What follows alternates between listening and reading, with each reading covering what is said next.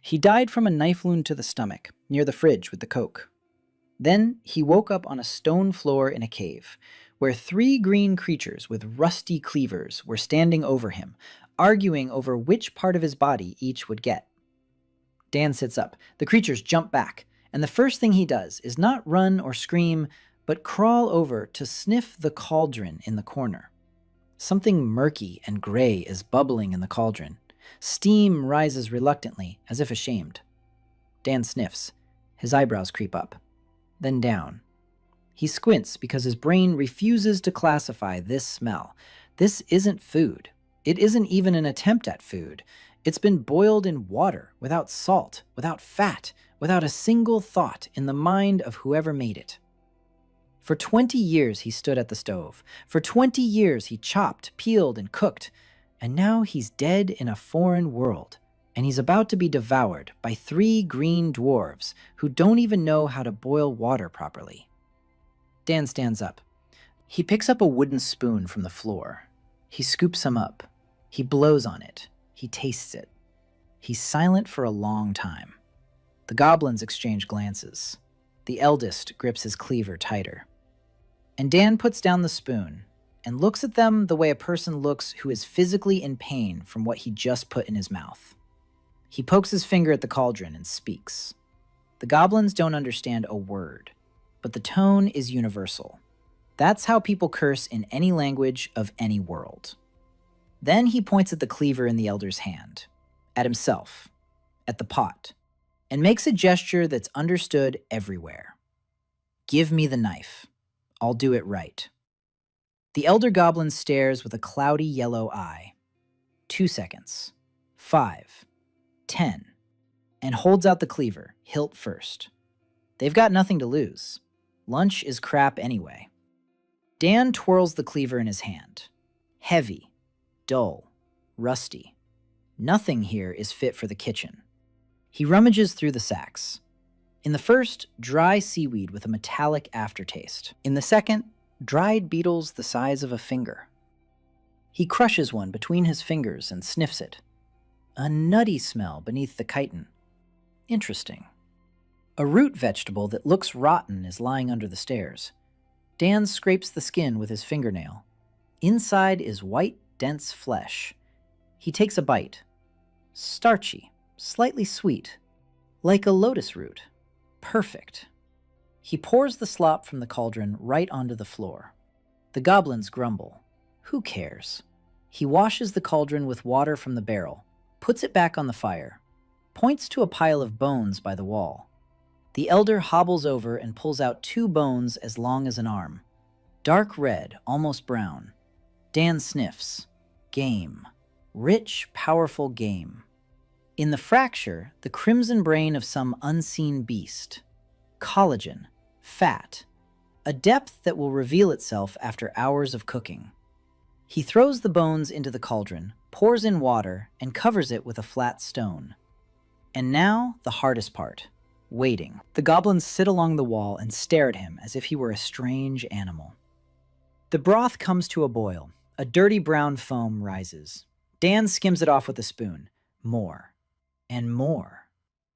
The earless goblin approaches, pokes the foam with a finger, and grunts questioningly. Dan shakes his head. Dirt. No, don't.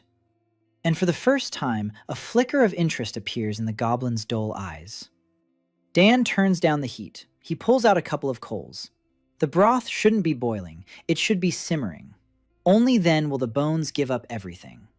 An hour passes. 2. 3. The cave fills with a scent these walls have never known.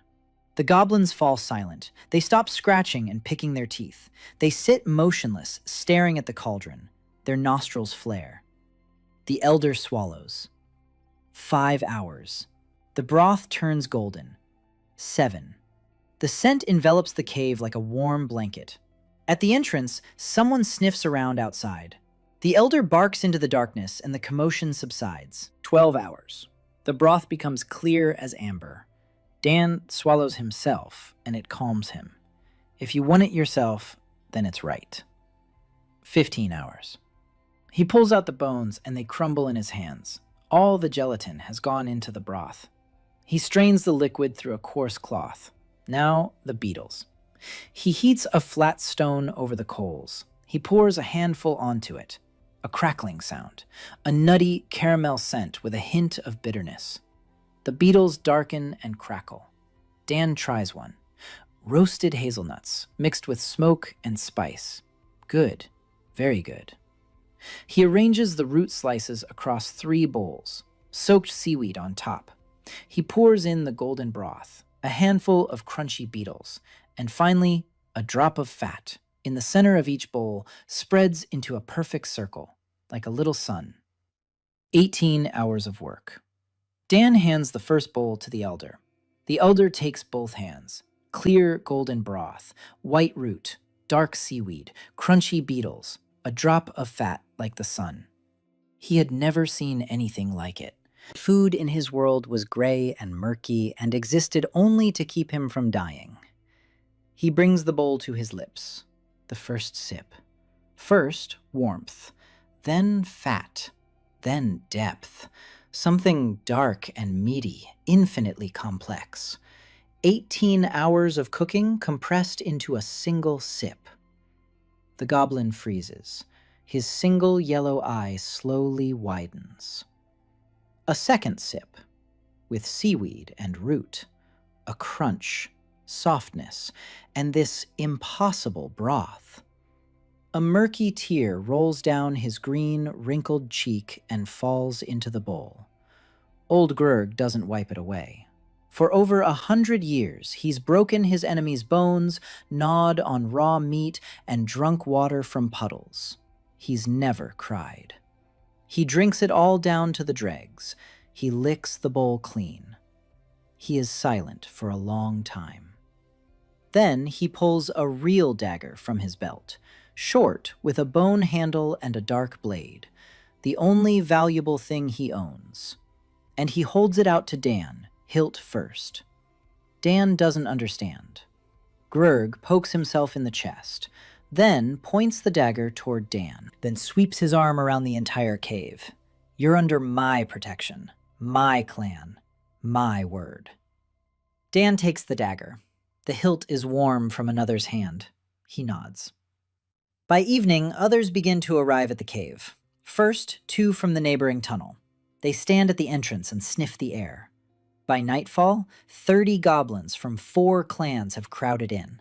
Some haven't spoken to each other in years. Some are sworn enemies. But they all sit in the same cave, waiting quietly and patiently. Because the smell from the cauldron is stronger than their enmity, Dan is cooking the second batch. There aren't enough bones, so the broth is weaker. He makes up for it by throwing bugs right into the cauldron. He adds seaweed for body. He cuts the root thicker.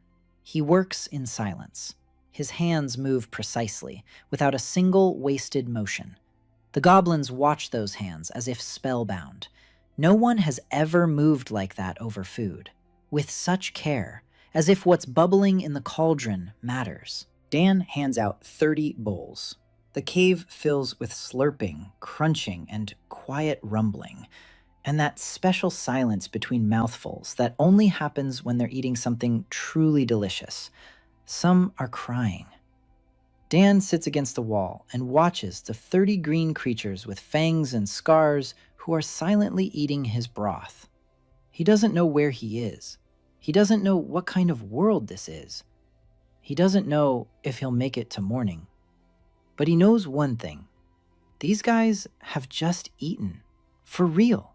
Maybe for the first time in their lives. And that's enough to get started. Dan hadn't slept.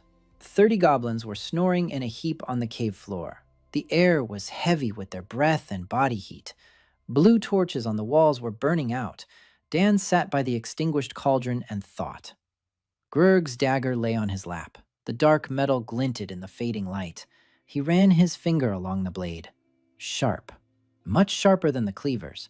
He could work with this. Dan stood up and quietly made his way to the exit. The hide at the entrance was heavy and damp. He pushed it aside and stepped outside. Before him lay a world he hadn't seen yesterday, because yesterday he had been lying on the floor staring at goblins with cleavers. The cave, onto a rocky ledge, a valley stretched out below, gray and brown under a heavy sky the color of old lead. No sun, no blue sky. Light came from somewhere behind the clouds, dull and even, as if someone had turned on a fluorescent light behind dirty glass. Mountains were visible in the distance, black, with red streaks running down their slopes, as if the mountains were bleeding. The air smelled different than in the cave. The sulfur was weaker. Instead, there was something earthy and damp, and something else, something metallic. Dan looked down. A river flowed at the foot of the ledge, dark, almost black water. Some kind of plants grew on the surface, glowing, pale green, algae. He made a mental note. To the right of the ledge, a path led down the slope. To the left, a basalt wall rose upward. Above the cave entrance, someone had scratched a symbol into the rock, a crude drawing of a skull with one eye, the sign of the Grurg clan, apparently.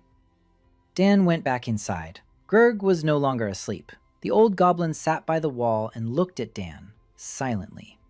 Dan sat down beside him. They couldn't have a normal conversation.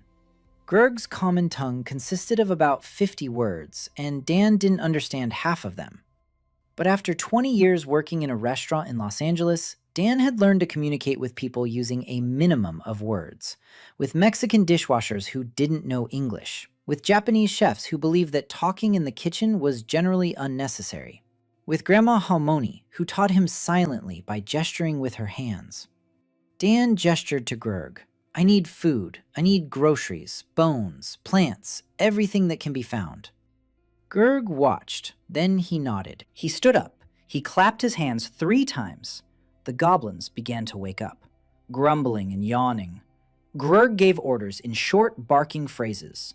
6 goblins stood up and left the cave. An hour later, they began to return. The first one dragged in an armful of the same seaweed, glowing and wet. Dan sniffed it, salty, with a slight iodine smell. Good.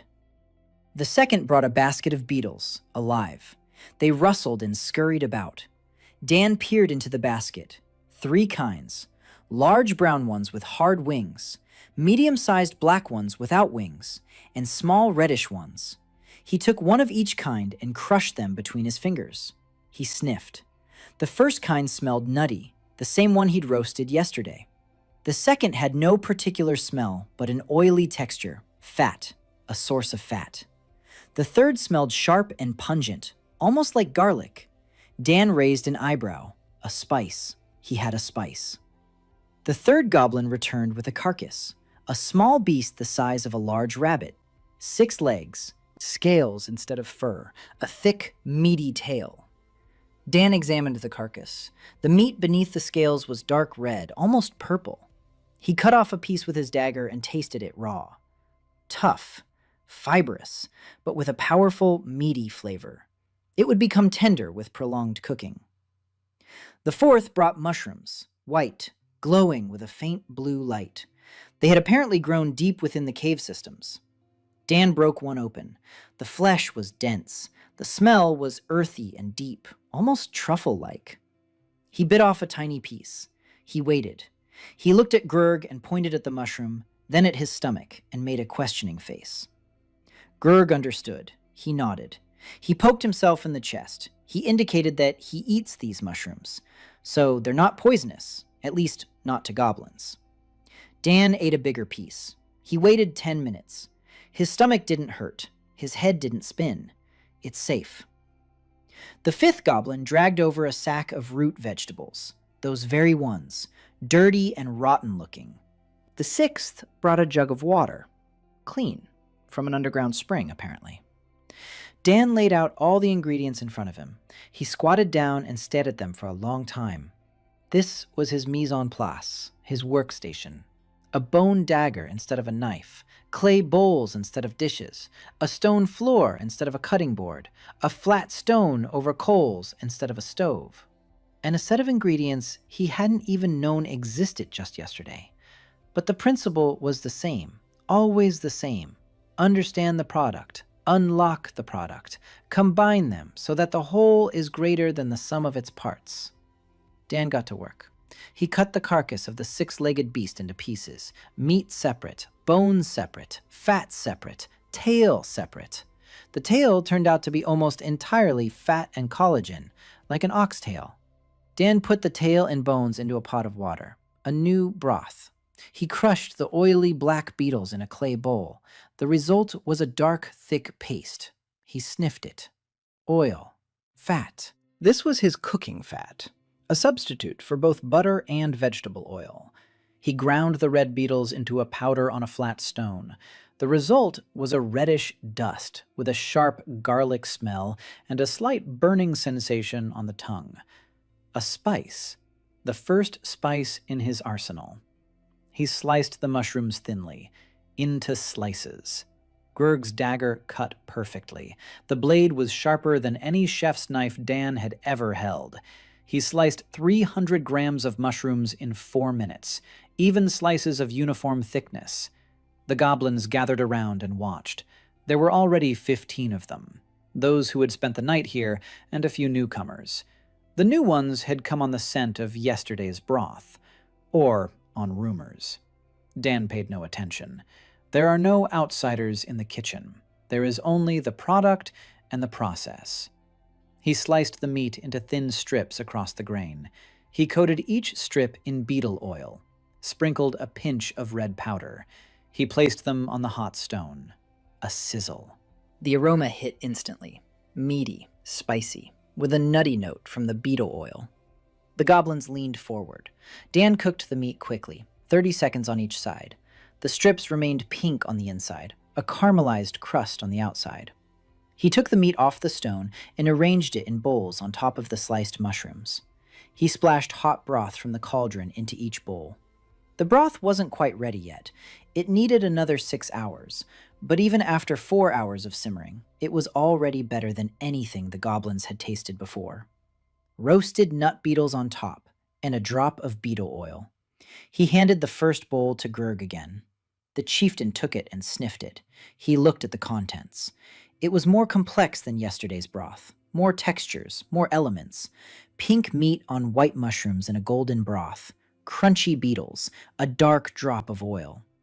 Grg tasted it, the meat, soft on the outside and pink on the inside. He had never eaten meat that wasn't tough and gray, chewed down to the consistency of a rope or swallowed raw. This meat. And the taste was sharp and deep and meaty and something else. Something for which Grg had no word, because that word had never existed in his language. The word was delicious. Dan handed out the remaining bowls. The cave fell silent. Only the sounds of eating, slurping broth, the crunch of bugs, quiet smacking. One of the new goblins set down an empty bowl and sat motionless with his eyes closed. His face bore an expression Dan had seen 1,000 times in his father's restaurant. The expression of a man eating something so good that he needs a moment of silence afterward. After breakfast, Grg approached Dan. He searched for words for a long time. Then he took Dan by the sleeve and pulled him toward the exit. They walked along the path down from the cave, past a river with black water, across a rocky wasteland. Grg hobbled ahead, moving quickly for his age. 4 goblin warriors walked on either side. Guards. Dan walked in silence, looking around. The world was strange and gloomy and beautiful in its own way. Rock formations jutted out of the ground like twisted fingers. Plants were sparse but vivid. Red lichens covered the rocks. Glowing moss grew in the crevices. Occasionally, creatures flashed by. Something nimble and many-legged darted into a crevice in the rock. Something large and dark stirred in the distance and vanished. The goblin guards tensed at every rustle, hands on their daggers, eyes on the alert. They walked for about 2 hours. The path led them to a crossroads. 3 roads converged at a single point. Each road led off in its own direction. One to the north toward the Black Mountains, one to the southeast toward some distant glow on the horizon, one to the west toward a dense, dark forest. In the middle of the crossroads stood a house, stone, 1 story, with thick walls of gray stone and a flat roof, a dark wooden door. 2 windows, a chimney. The house was old, very old. The stones were covered with moss and lichen. The door was cracked and warped. One window was broken. But the walls stood firm. The foundation hadn't settled. The roof hadn't caved in. Grurg stopped 100 paces from the house. He didn't go any further. The goblin guards stopped too. Grurg pointed at the house. Then he pointed at Dan. Then he swept his arm around everything and shook his head from side to side. The meaning was clear. The house is for you. We're not going in there. Dan looked at the house. He looked at Grurg. He pointed at the house and at the goblins and made a questioning face. Why aren't you coming? Grurg said one word. Dan didn't know the word, but the tone was unmistakable. Fear. Dan looked at the house again. An ordinary stone house at a crossroads. Nothing to be afraid of. He shrugged and walked forward.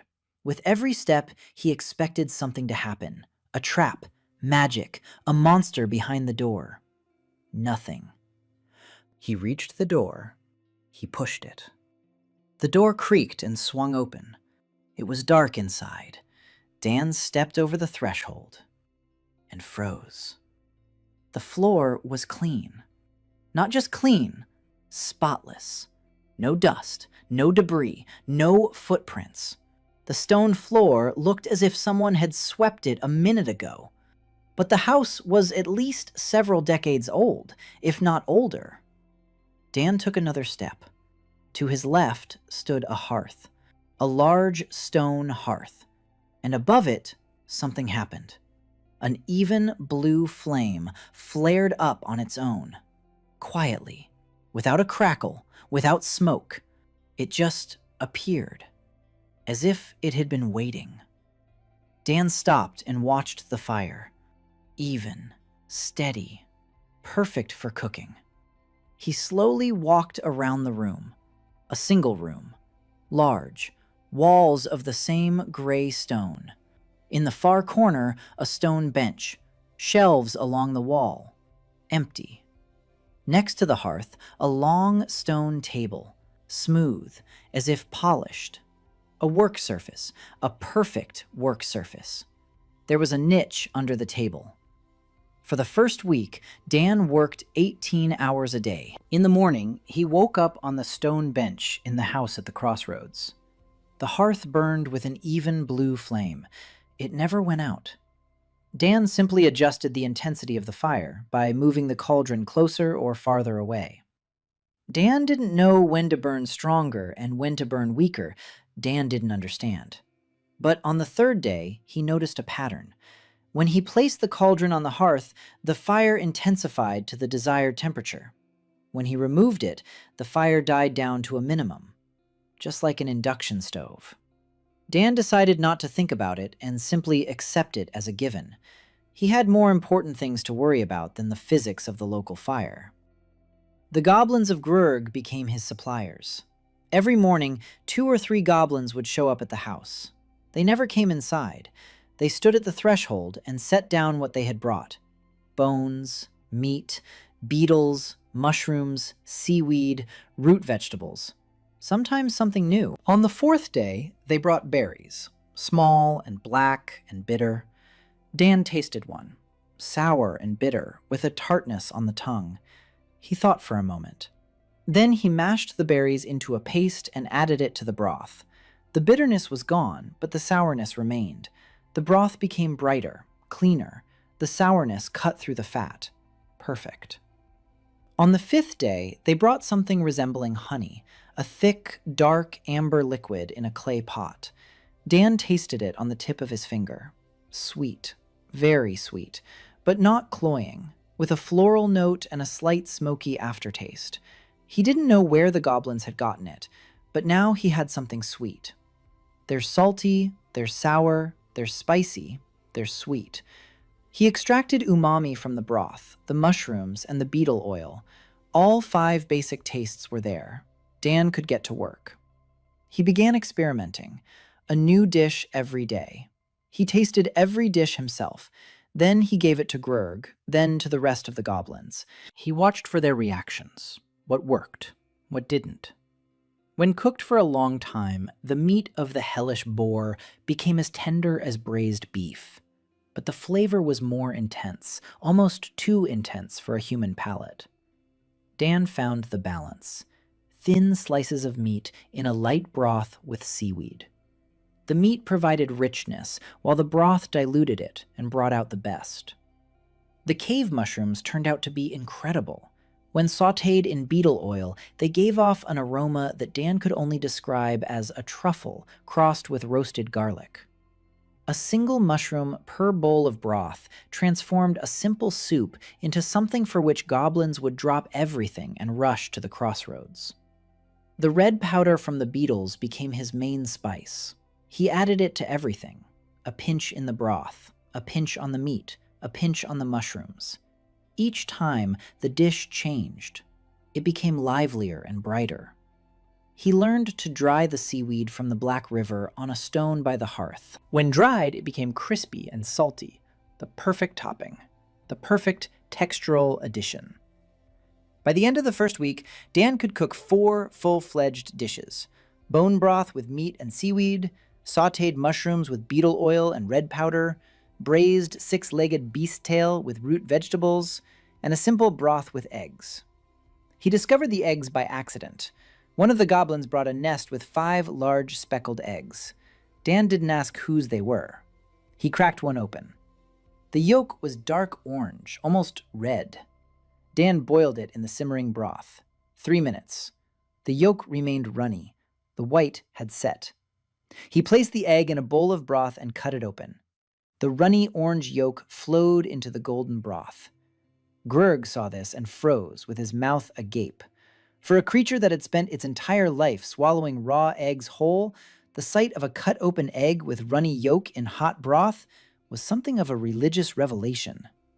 Rumors spread. Dan could tell by the number of goblins who came every day. 30 on the first day, 40 on the third, 60 on the 5th.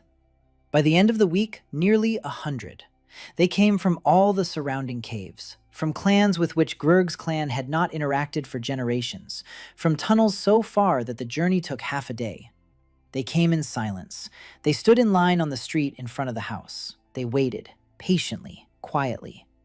Dan couldn't feed everyone. There weren't enough ingredients. There was only one pot. He had 2 hands. He established a system. Those who brought ingredients ate first. It was fair. Bring a bone, get a bowl. Bring mushrooms, get a bowl. Bring something new and interesting, get a bowl, and a grateful nod from Dan, which for some reason came to mean more to the goblins than the bowl itself. The system worked. The goblins began to compete, not for food, for the right to bring the best ingredient. One dragged in a huge bone from some beast the size of a bear. The brain inside the bone was the size of a fist. Dan simmered that bone for 3 days. The broth turned out so thick that it solidified at room temperature. Dan cut it into cubes. Concentrated broth, a demi-glace from another world. He dropped 1 cube into a bowl of boiling water and stirred. Instant broth. The goblins watched as if it were a magic trick. Another goblin brought a new kind of mushroom, not white, but purple. Dan tasted it. The flavor was strange, sweet and sour at the same time. When sautéed, the sweetness intensified and the sourness disappeared. Caramelized mushrooms. Dan added them to the stewed meat. The combination of tough meat and delicate sweetness created a contrast that made Grurg's hands tremble. A third goblin brought a plant, a long stem with narrow leaves. Dan rubbed it between his fingers. The scent, sharp, herbal, like a mixture of rosemary and mint. He tossed 2 leaves into the boiling broth. The aroma changed instantly. From heavy and meaty, the broth became fresh and complex. Dan called this plant gray mint, because the leaves were gray.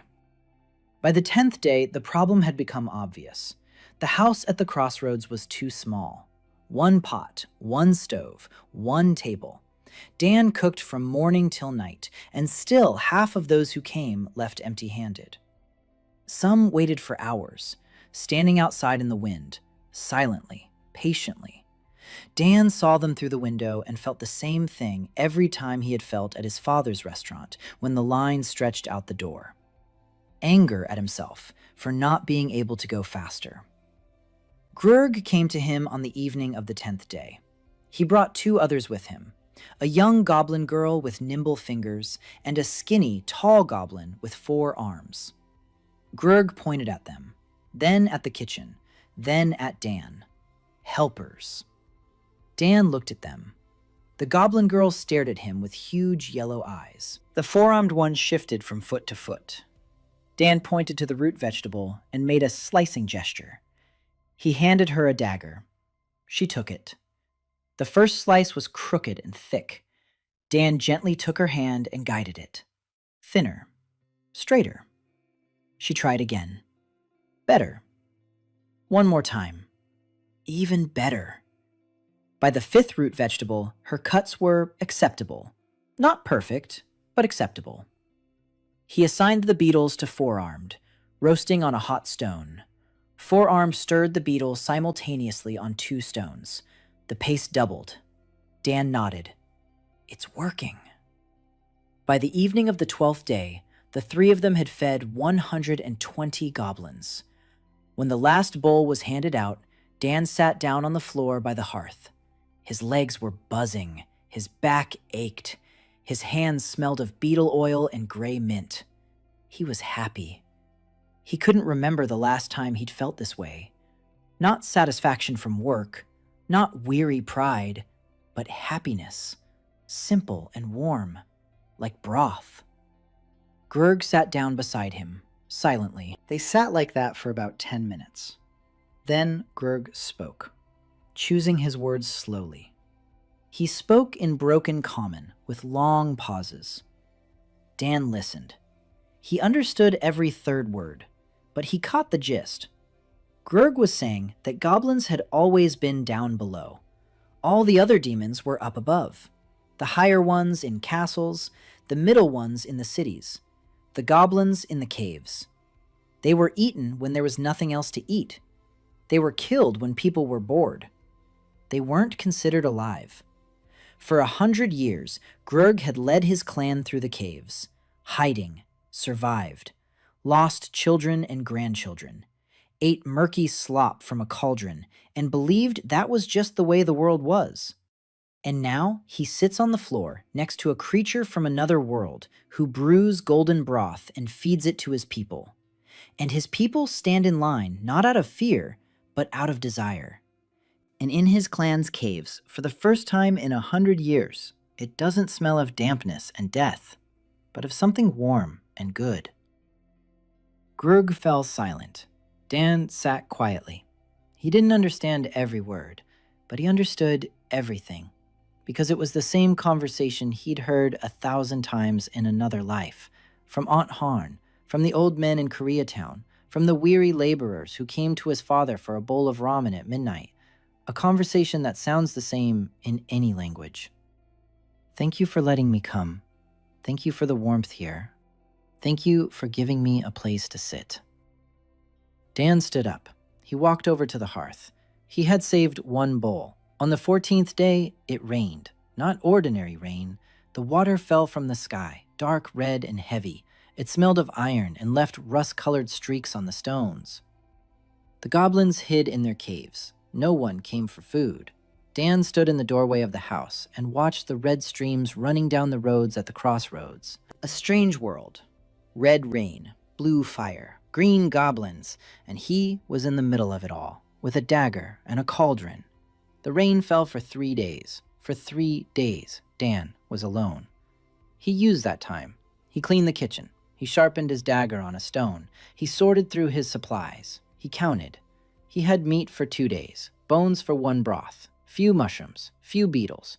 Root vegetables would last a week, an abundance of seaweed because the river was nearby.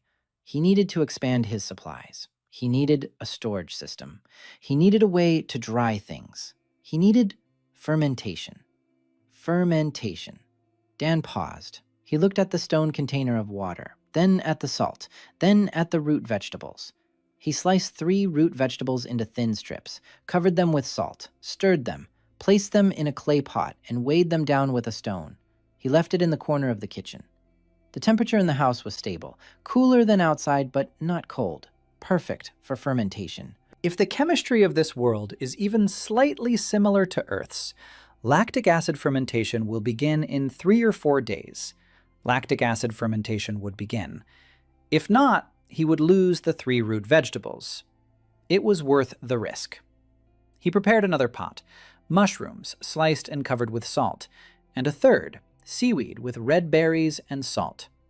3 experiments, 3 potential new products.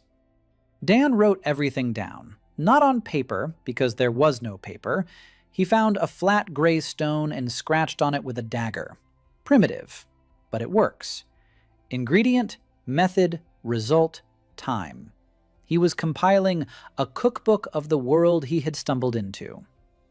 By the morning of the 4th day, the rain had stopped. Dan stepped outside. The air after the rain was clean, fresh.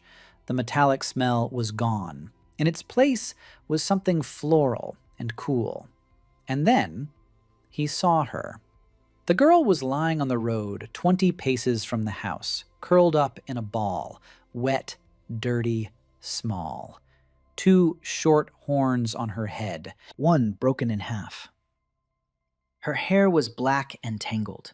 Her clothes were rags. Dan approached. She didn't move. He crouched down beside her. He felt her neck. She had a pulse, weak.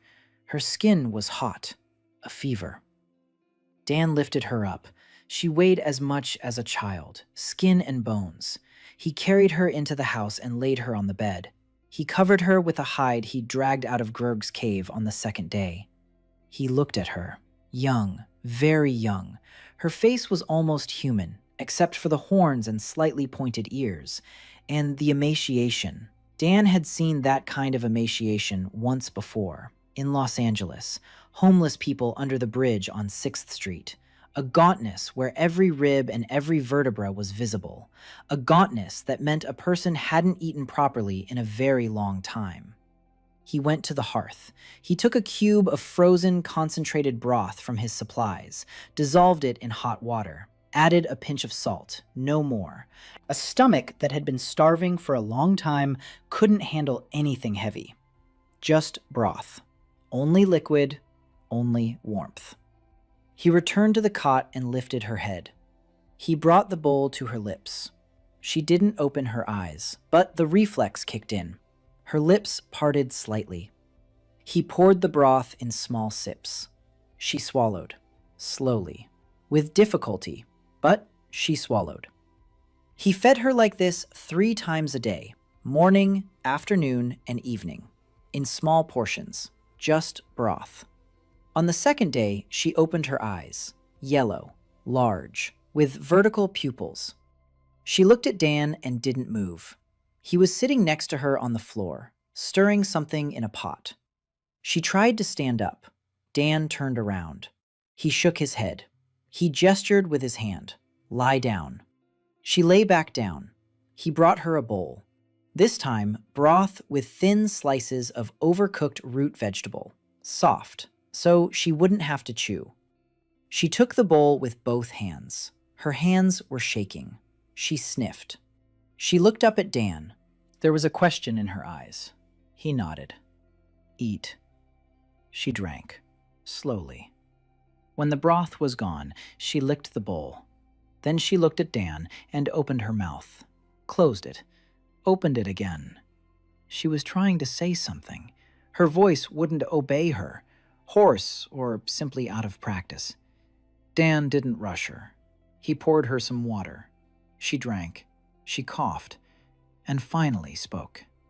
Her voice was quiet, hoarse, in the same common language Grurg spoke, but clearer, more words, more intelligible. She said her name was Yuna. She asked where she was. Dan pointed to the house. He pointed to the hearth. He pointed to the cauldron. Then he pointed to himself and said his name. Dan. She repeated it. Dan. He nodded. Then he asked, It was the first complete sentence he had spoken in the common language in 2 weeks in this world. The words were clumsy and mispronounced, but he asked, "What is your name?" She blinked, as if she didn't understand the question. As if the question were in a foreign language, even though the words were the simplest. She was silent for a long time. Then she answered, "Yuna Sohei." Dan nodded and repeated her name in full. Yuna Sohei. She turned her back to the wall. Her shoulders were shaking. She was crying silently. Dan didn't ask why. He knew why. He got up and went to the kitchen. 10 minutes later, he returned with a new bowl. Egg drop soup. The yolk was runny. The broth was hot. He set it down next to the cot. He said one word quietly. Eat. Yuna recovered quickly. On the 3rd day after waking up, she got out of bed. On the 4th, she began walking around the house. On the 5th, she stepped outside and stood for a long time, looking at the intersection. She began to speak more. Dan listened and learned. The common language turned out not to be that difficult. The structure is simple: subject, predicate, object. Few abstract words, many concrete ones. Yuna became his teacher. She told him the words, and he repeated them. Food, water, fire, knife, bowl, meat, bone, salt. These were the first words he needed. Then she told him more. She's a half-breed. Her mother is human. Her father is a lesser demon. The horns are from her father. The eyes are from her father. Face from her mother. Her mother died when Yuna was 7. She doesn't remember her father. Alone ever since. Chased away from everywhere. Humans because of the horns. Demons because of the human blood. Neither here nor there. Nowhere. She was walking down the road when the red rain started. She fell. Doesn't remember how long she lay there. Woke up and something warm. Dan listened, nodded, didn't interrupt. When she finished, he was silent for a moment. Then he stood up and went to the kitchen. He came back with 2 bowls. He set one in front of her. He took the second one for himself. He sat down across from her. He said in broken common, "There's a lot of work tomorrow. I need help." "You'll work here." Yuna looked at him. He was eating, calmly, as if what he'd just said was the most normal thing in the world. Not an offer out of pity, not charity. Work. Normal human work. Yuna picked up the bowl. She ate, silently. The next morning, Dan woke up to a sound. Someone was washing bowls by a stone water trough. Yuna stood barefoot on the cold floor, scrubbing a clay bowl with a bunch of seaweed. The bowls gleamed. She turned around when she heard him get up. "Good morning." Dan said it in the common language for the first time. "Good morning, Yuna." She froze for a second. Then she turned back to the bowls. But Dan noticed. The corners of her lips twitched, barely noticeable. First day on the job. Dan showed her everything: how to cut root vegetables, how to clean mushrooms, how to wash seaweed, how to tell when the broth was ready by its color and smell. Yuna picked things up quickly. Her hands were nimble, her movements were precise. She worked silently and with concentration. In half a day, she mastered chopping. In a day, sautéing bugs. By evening, she stood by the hearth, stirring the broth under Dan's supervision. He showed her how to skim the foam, how to regulate the heat by adjusting the pot's distance from the fire, how to gauge the temperature by the bubbles. She listened and remembered everything the first time. When the goblins came for their evening meal, Yuna handed out bowls for the first time in her life.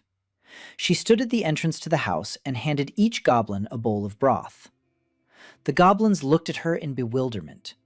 A half-breed, with horns, handing out food. But the food smelled so good that their bewilderment was quickly replaced by something else: hunger.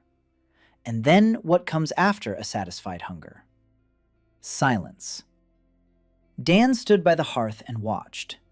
Yuna moved with confidence, without fear. Here, on the threshold of a stone house at the crossroads, handing out broth to creatures who, by all the laws of this world, should have despised her. She looked as if she had finally found a place where she could stand. After the last goblin received his bowl and left, Yuna returned to kitchen. Dan was preparing their shared dinner. Simple mushroom broth, nothing complicated. He set 2 bowls on the stone table. They sat across from each other. Yuna ate quietly. Then she looked up. She asked, "Why did you pick me up?" Dan looked at her. He shrugged. He said in broken common, "She was lying on the road. It was cold." She shook her head. "That's not an answer. People walk by. They always walk by." Dan finished his broth. He set down his bowl. He thought for a moment. Then he spoke, choosing his words carefully. "Because broth for 1 is just soup, but broth for 2 is dinner." Yuna looked at him. Then she lowered her eyes to the empty bowl. She said quietly, "I'll work hard." Dan nodded. He had no doubt. He checked the pot of fermented root vegetable that same evening. He opened the lid. The smell hit him sharply and sourly. He tasted it. Sour, crunchy, with a depth of flavor that the fresh root vegetable lacked. The fermentation was working.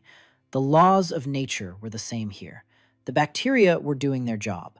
Lactic acid was transforming a simple root vegetable into something completely new. Dan smiled. The mushrooms had fermented successfully as well. They had become softer and acquired a sharp, piquant flavor. A month had passed. The house at the crossroads had changed.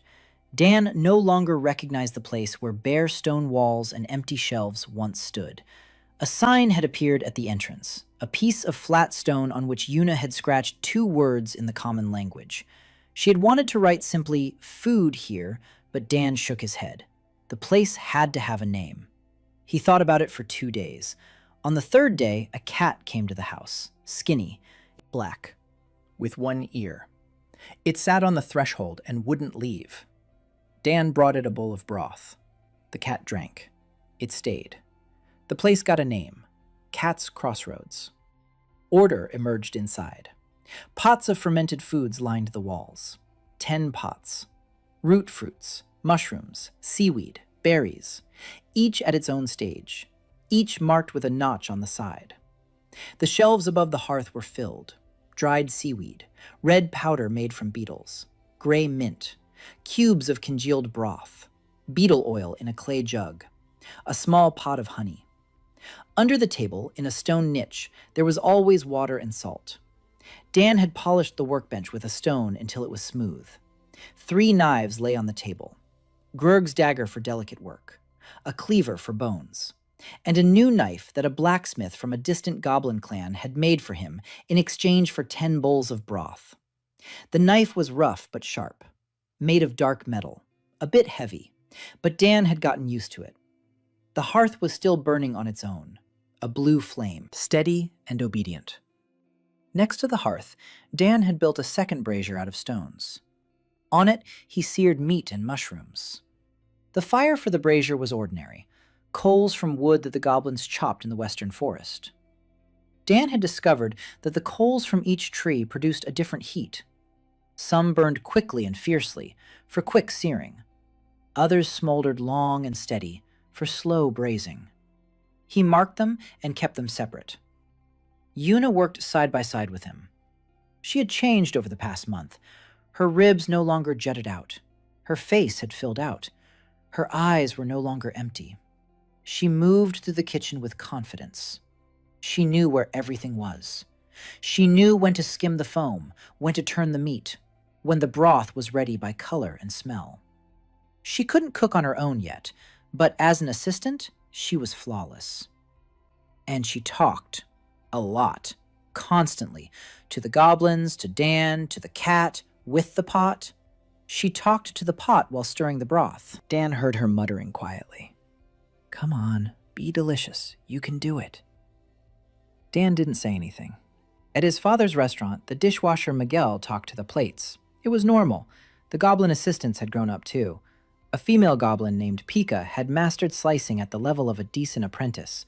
4-armed Dorg had become a master at roasting bugs. His 4 arms made him ideal for multitasking. He could simultaneously stir bugs on a stone, slice seaweed, and stacking coals and scratching his nose. The line at Cat's Crossroads no longer consisted solely of goblins. In the third week, the first non-goblin arrived.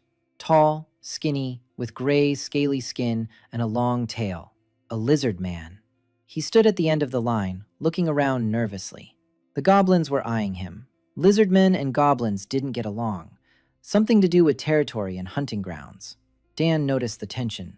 He stepped out from behind the hearth. He approached the lizard man. The lizard man backed away. Dan raised his hand. Calm down. Then he pointed to the house. Pointed to the bowl. Pointed to the table. Come in. Sit down. Eat. The lizard man came in. He sat down by the wall, far away from the goblins. Dan brought him a bowl, broth with stewed meat and fermented mushrooms. The lizard man sniffed. His long, forked tongue slid over the bowl. His eyes widened. He began to eat. A minute later, the bowl was empty. He looked up at Dan, and in those yellow reptilian eyes, Dan saw what he had seen in Grurg's eyes on the first day. Surprise, shock, and something else. Something for which the lizard man had no word. The next day, the lizard man brought 2. 3 days later, there were 8. A week later, 15. At first, the goblins grumbled. Territory, their place, their cook. Dan solved it simply. In the evening, when everyone had left, he gathered Grurg and the senior lizard man. He placed a bowl in front of each of them. Identical, from the same pot, with the same broth. Then he pointed at both of them. Then at the house. Then he spoke in the common language, which had improved significantly over the past month. Everyone here is equal. Whoever comes, eats. Whoever doesn't agree, doesn't eat. Grurg looked at the lizard man. The lizard man looked at Grurg. Both looked at their bowls. Both picked them up and began to eat. The problem was solved. Not because they had become friends, but because neither of them wanted to lose their place at the table. By the end of the first month, Dan was serving about 150 creatures a day. Goblins, lizardmen, a few kobolds, one huge shaggy demon with moose antlers whose species Dan never managed to identify. This demon came every day at exactly noon. He sat outside because he couldn't fit through the door. Yuna brought him the largest bowl they had. He took it with 2 fingers. He ate neatly. He left in silence. Once he came and brought a log. He placed it by the threshold. He left. The log turned out to be made of dense redwood. Dan put it on the shelves. The menu expanded. New dishes were added to the broth and roast. Braised meat with fermented root vegetables. Mushroom miso soup. Slices of root vegetable fried in beet oil, crispy on the outside and soft on the inside. Seaweed marinated in berry juice with salt. And the main discovery of the month. On the 20th day, one of the goblins brought a bag of something small and gray. Grains. Dan took a handful. Round, small, like rice. He boiled the handful in water. It turned into porridge. Starchy, neutral in taste. Like rice. Gray rice. Not white, not perfect, but rice. Dan has rice. He stood in the kitchen holding a bowl of gray porridge in his hands and thought. Rice and miso soup. Rice and stewed meat. Rice and sautéed mushrooms. Rice and egg. Rice and everything. He could make ramen. Not the classic kind, without wheat noodles. But rice can be ground. You can make dough from rice flour. And noodles from the dough. He ground the grains between 2 stones. Hard work. Hours of work. His hands ached. But he got flour. Gray, fine. He added water. Kneaded the dough. Dense and elastic. Rolled it out with a dagger on a stone table. A thin sheet. Cut it into strips. Noodles. Coarse, uneven, but noodles. He tossed a handful into the boiling broth. Cooked them for 3 minutes. Pulled them out. Tasted them. The texture wasn't perfect. A little crumbly. He needed to knead the dough more. But the taste. The noodles had absorbed the broth. They had become part of it. It was noodle soup. It was the closest thing to ramen he could make in this world. He filled a bowl. Mushroom miso broth. noodles made from gray grains, braised meat on top, slices of fermented root vegetable, seaweed, fried beetles, a drop of beetle oil, half an egg with a runny yolk, and a pinch of red powder. He set the bowl on the table. Yuna approached. She looked. She didn't know what ramen was. She had never seen a bowl with so many things in it at once. It wasn't like broth. It wasn't like a stir-fry. It was something else entirely. Something whole. Like a painting where every element is in its place. Dan pushed the bowl toward her. Try it. Yuna took the bowl, brought it to her face. Steam rose. The aroma hit her in waves. Meaty, mushroomy, spicy, salty, sour, all at once and all in harmony. She took a sip of broth. Her eyes widened. She picked up a clump of noodles with her chopsticks. The chopsticks were wooden. Dan had carved them from that very same red log. Yuna pulled the noodles into her mouth. The texture, the warmth, the taste. She chewed slowly. Then she put down the chopsticks. She looked at Dan. Her eyes were wet. She couldn't explain why. She had never eaten anything like this. No one in this world had ever eaten anything like this. Because in this world, no one had ever gathered so much care into a single bowl. Every ingredient had been prepared separately, each one prepared, each in its place. This wasn't just food, it was a story. Broth simmered for 16 hours, miso fermented for 2 weeks, noodles kneaded by hand, meat seared to the second, an egg boiled for exactly 3 minutes. All of this in one bowl, for one person. For her. Yuna finished eating. She set the empty bowl down, wiped her eyes with her sleeve, said quietly, "More." Dan smiled. He poured a second serving. Cott's Crossroads had received its main course. The next day, Dan made ramen for the line. 30 bowls. He couldn't make any more. The noodles took time. The flour needed grinding. But 30 bowls. The first 30 were for those standing at the front of the line. Goblins, lizard folk, 2 kobolds. They ate, they froze, they ate again. One of the lizard folk, after the last sip, looked at the empty bowl and hissed softly. Dan already knew that lizard folk hissing comes in different kinds. An angry hiss is sharp and loud, but this one was soft and long. That's how they expressed something for which they had no gesture and no word. Something closer to the word good, but deeper. By evening, the rumor about the noodles had spread farther than the rumor about the broth. The broth was a miracle. The noodles were a revolution. Because broth is a liquid, but noodles are texture and satiety and warmth and taste and fullness and something else. Something that makes you want to sit and be silent and not go anywhere. Dan stood at the threshold of Cat's Crossroads and looked at the road. 3 roads, 3 domains. Somewhere to the north, the Black Mountains and Lord Velgrim the Crimson. Somewhere to the southeast, a glow on the horizon and House Sharon. Somewhere to the west, a dark forest and something else the goblins don't like to talk about. And here, at the crossroads, a small stone house. A blue fire in the hearth. Rumors traveled faster than feet. Dan realized this in the 5th week, when the first unexpected visitors appeared at Cat's Crossroads. 3 of them. Tall. In leather armor with insignia Dan had never seen before. Each had a short sword at their belt. Their eyes were cold and watchful. They didn't stand in line. They walked straight into the house. Yuna froze by the cauldron, spoon in hand. Pika hid behind a barrel. Dorg pressed all 4 hands to his chest. The eldest of the trio was a woman, tall, skin pale to the point of blueness, white hair, red pupils, a vampire. She surveyed the room with a single sweeping glance. The walls, the shelves, the pots, the hearth. Then she looked at Dan. He was standing at the workbench with a dagger in his hand. Not as a weapon. He had been cutting root vegetables when they entered. The vampire spoke. Her voice was even, emotionless. She said her name was Nessa Kor, that she was a mercenary, that she worked for a trade caravan from the Middle House, that the caravan was passing through the crossroads and had stopped for the night half a league to the north, and that the caravan master had heard from the goblins about a place where they could get food. She fell silent and looked at Dan. She waited. He put down the dagger, wiped his hands on the cloth at his belt, stepped closer to her, looked. Pale skin, dark circles under her eyes, not from fatigue, deeper.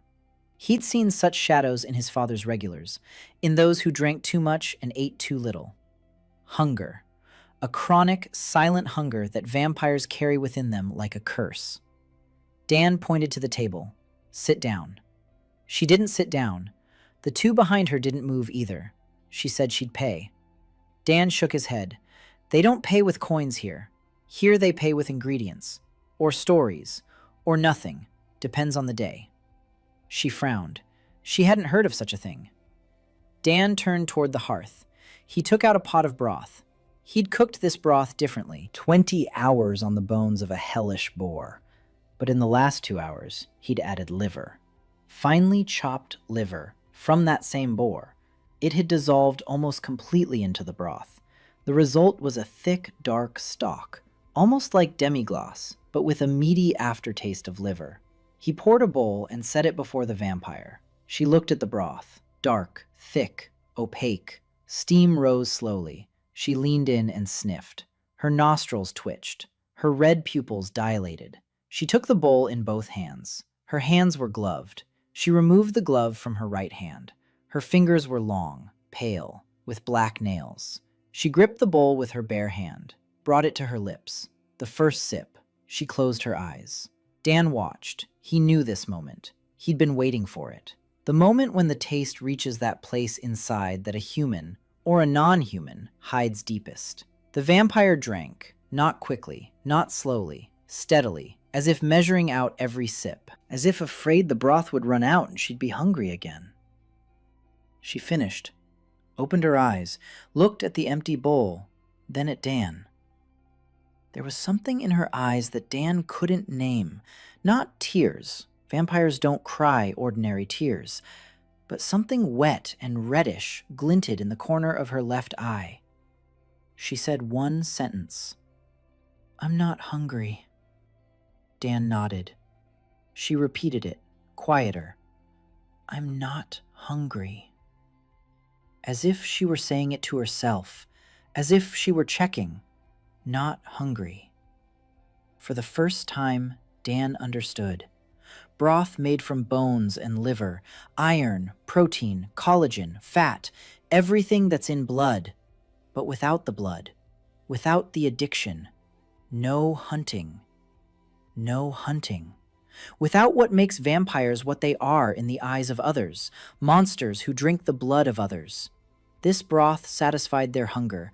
It didn't completely replace blood, but it gave them what ordinary food didn't give vampires. Fullness, real fullness, not for an hour, not for 2, for a long time. Nessa Kaur silently turned toward the exit. She stopped at the threshold. She didn't turn around. She said the caravan was leaving. She said she'd be back. She left. 2 mercenaries followed her. They never sat down. They never ate.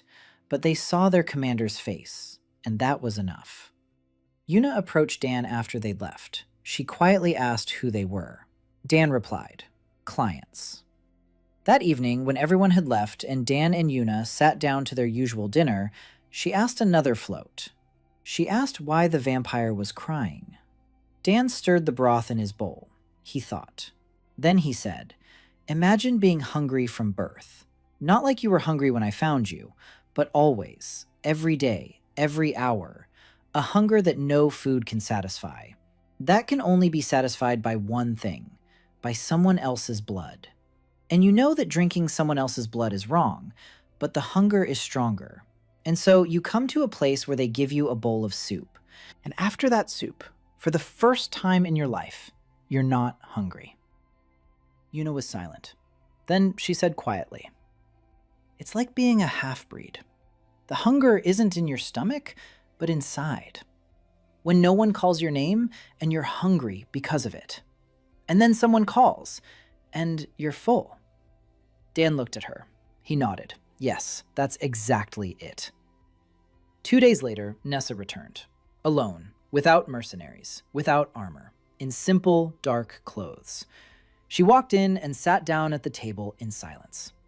Dan set a bowl in front of her, the same broth, liver broth, thick. She ate, silently. She left. The next day, again, and the next. The fourth time, she didn't come alone. Another vampire was with her, younger, thinner, with hungry, sunken eyes. Nesso said nothing. She just pointed to the table. The young one sat down. Dan brought 2 bowls. By the end of the 6th week, 4 vampires were coming to Cat's Crossroads, all from impoverished families, all with the same chronic hunger, all silent, all returning. The goblins watched the vampires warily, the lizard folk with caution, the kobolds hid. But the rule was the same for everyone. Whoever comes, eats. Whoever disagrees, doesn't eat. No one disagreed. Dan introduced another rule: weapons. He saw mercenaries from the caravans coming in with swords at their belts. He saw goblins clutching their cleavers. He saw lizard folk baring their teeth at each other. Sooner or later, someone would stab someone. He carved a stand out of mahogany. He placed it by the entrance, next to the door. Yuna carved 3 words on a stone above the stand. Iron. Here, please. The goblins obeyed immediately. They couldn't refuse the boss. The lizard men grumbled but sheathed their knives as well. The vampires laid down their swords without a word. The problem arose with the mercenary, a massive demon from the caravan, horns curving backward, a scar across his cheek. He looked at the counter, looked at Yuna, laughed, said he wouldn't put down his sword for a bowl of slop. Yuna opened her mouth to reply, but Dan was already standing beside her. He stepped out from behind the hearth, calmly, without haste. He approached the mercenary. The mercenary was 2 heads taller than him, twice as broad-shouldered. He could kill Dan with a single blow. Dan looked up at him, silently, then turned to the counter, took his own dagger from it, Grurg's dagger, the only weapon he had, his only defense. He placed it on the bar. He turned back to the mercenary. He looked him in the eyes, calmly, not defiantly, just calmly. The mercenary looked at him, at the small, unarmed man who had just placed his only knife next to strangers' swords. 10 seconds of silence.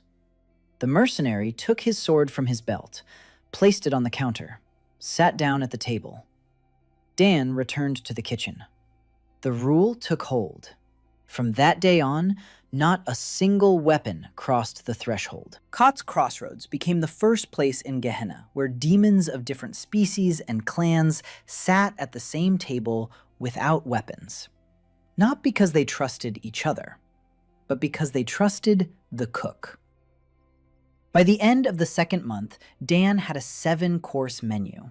3 kinds of broths: clear bone broth, mushroom miso, liver broth for vampires, ramen, braised meat with fermented root vegetables, sautéed mushrooms, and a new addition, rice and egg. The simplest dish: brown rice, a fried egg on top, runny yolk, a pinch of red powder, a drop of beet oil, 3 sprigs of green-gray mint. This dish became the most popular. Not the most complicated, not the most impressive, but the most popular. Because it was simple and warm. And every time someone ate rice with egg, they felt something for which there was no word in the language of Gehenna. The word was home. Like home-cooked food. Like something a mother cooks in the morning. Only most demons didn't have mothers who cooked in the morning. Most had no concept of breakfast at all. There was hunting, there was hunger, there was satiety. And now there was a bowl of warm rice with egg, and they didn't understand why it made them want to sit quietly and not go anywhere. Dan understood. That was exactly what he was cooking. Not the rice, not the egg, but that feeling. Every evening after closing, Dan and Yuna had dinner together, It had become a ritual. Dan would cook something not on the menu, something experimental, or, on the contrary, something simple to the extreme. Yuna would set 2 bowls on the table. She would sit down, she would wait. Dan would bring the food. They would eat, sometimes in silence. Sometimes Yuna would talk about her day, about the goblin who'd come from the other end of the cave system and gotten lost 3 times on the way, about the lizard man who'd brought a live fish from the underground river as a gift. The fish was blind and glowed in the dark. Dan salted it. In a week, it would turn into something interesting. She arrived at the end of the 2nd month. Dan was in the kitchen. He was cooking the morning broth. Yuna was wiping down the table. Dorg was roasting bugs on 4 stones at once. Pika was slicing mushrooms. A typical morning. Then the door opened, and the air in the room changed. Dan felt it in his back. Not magic, not a threat. Something else. As if the temperature in the room had risen by 2 degrees. As if the torches had grown brighter. He turned around. A woman was standing in the doorway. Young, slender. Her face narrow and chiseled like a porcelain figurine. Amber eyes with vertical pupils. Hair red down to her waist. Her ears were pointed. Behind, her tail was moving from beneath her long cloak. Dan counted 8. Fluffy, red with white tips. They moved slowly and gracefully, as if each one lived a life of its own. She was dressed simply, not for her station. A traveling cloak, leather boots, no jewelry, no insignia. She had come incognito. Dan didn't know that yet. He saw a young kitsune in travel clothes, an unfamiliar customer. Yuna froze with a rag in her hand. Pika dropped the mushroom. Dorg stopped stirring the beetles, and all 4 hands hung limply at their sides. They knew. Dan didn't know. The kitsune surveyed the room, slowly, carefully. Shelves with pots, a hearth with a blue flame, a stone table, bowls, knives, sacks of grain, dried seaweed, a black cat on the windowsill. Her gaze settled on Dan. She looked at him for a long time, studying him. Dan held her gaze, not out of bravery, out of habit. 20 years in the kitchen, he was used to people looking at the cook. He pointed to the table. "Sit down." She sat down. Her movements were fluid, not a single superfluous gesture. Dan approached. He looked at her, the familiar assessment he performed on every visitor. Skin, eyes, hands, posture, breathing. She looked healthy, well-fed, well-groomed. She wasn't a starving vagrant, not a mercenary with an empty stomach. She was someone unaccustomed to hardship. But something was off. Dan saw it in the line of her shoulders. Too straight, too tense, like someone carrying something invisible and heavy. He asked, "What are you going to do?" She raised an eyebrow. A smirk touched the corner of her lips. She said she'd heard about this place, about a cook from another world, about food that makes demons cry. She'd come to check it out. Dan nodded. He asked 3 questions. "How are you today? What have you been doing today? How are you feeling?" She blinked. No one had ever asked her questions like that. Not in that order. Not with such simplicity. She answered briefly and evenly. "Fine today. I was walking today. Nothing on my mind." Dan listened. Not to the words, to the intonation. Fine today meant not bad. I was walking today meant far and for a long time. Nothing on my mind meant so much that I don't know where to start. He nodded and went into the kitchen. He thought. Not hungry, not tired, not sick, but empty. It was a special kind of hunger, not of the body, something else. He'd seen people like that in Los Angeles. Rich, beautiful, with a perfect life on the outside, and with a hole inside that couldn't be filled with money, parties, or other people's admiration. He knew what to cook for people like that. Nothing complicated, nothing fancy, nothing you could call mind-blowing. On the contrary, he took some brown rice, cooked it, cracked an egg onto a hot stone. The white sizzled, the yolk remained runny. He placed the fried egg on a mound of warm rice, added a pinch of salt, 3 sprigs of gray mint, a drop of beetle oil, and that was it. No meat, no mushrooms, no noodles. The simplest dish on his menu, rice and egg. He set the bowl in front of her. She looked at it, her eyebrows furrowed. "That's all?" Dan sat down across from her. He said, "That's all." She looked at the rice, at the egg, at the 3 green leaves on top, at the drop of oil. The 8 tails behind her froze. She picked up her chopsticks, broke the yolk. Liquid gold flowed over the white rice, mixed with the greens, with the oil. She scooped up some rice and egg and put it in her mouth. She chewed slowly. Her expression didn't change. She swallowed, took another bite, and another, and another. She stopped halfway through the bowl. The chopsticks froze. She stared into the bowl. Dan waited. The silence lasted 10 seconds, 20, 30. Yuna behind the counter held her breath. Kitsune lifted her face. And Dan saw what he had been waiting for. Not tears, not shock, confusion. That genuine, deep confusion that comes when a person feels something they can't name. She asked quietly, "Why?" Dan didn't understand. She asked again, "Why is that?" A pause. She searched for words. So... She couldn't find the right word, because it didn't exist in her language. She wanted to say delicious, but in Gahanra, such a word didn't exist.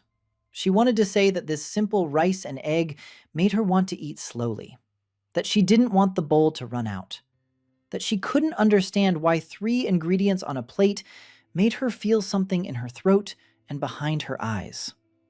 She, who had eaten from silver trays in the halls of the southern house. She, who had tasted the blood of the rarest beasts and the livers of magical snakes, and everything considered the pinnacle of Gahanra cuisine. She sat in a stone house at the crossroads, with a bowl of gray rice, and couldn't swallow the lump in her throat. Dan said, "Because this is for you." She looked at him. He continued, "I didn't make this for a kitsune, not for a guest. Not for someone important. You came alone, in traveling clothes, without a name. I cooked this for a woman who walked a long way and has so much on her mind that she says nothing. A person like that doesn't need dragon's blood on a golden platter. Someone like that needs rice and an egg. And for someone to sit across from her and not ask unnecessary questions." She was silent. Then she lowered her eyes to the bowl. She finished eating, slowly. Every grain of rice, every piece of egg. She licked her chopsticks. She set the bowl down. She looked at Dan. She said, "I'll be back." He nodded. She stood up. She walked to the door. At the threshold, she turned around. She said her name. Saren. She left. Yuna ran up to Dan as soon as the door closed. Her face was pale. Her hands were shaking. She grabbed his sleeve and whispered quickly and passionately. Dan listened. The name Saren meant nothing to him, but from Yuna's and the assistant's reactions, he realized he had just fed rice and eggs to someone before whom the entire southern domain bowed their heads. The heiress, 8 tails. The daughter of Sharon the Nine-Tailed, one of the most powerful young demonesses on the continent. And she was sitting at his stone table and eating gray rice, and couldn't explain to herself why she felt like crying. Dan was silent for a moment. Then he returned to the hearth and continued cooking the broth.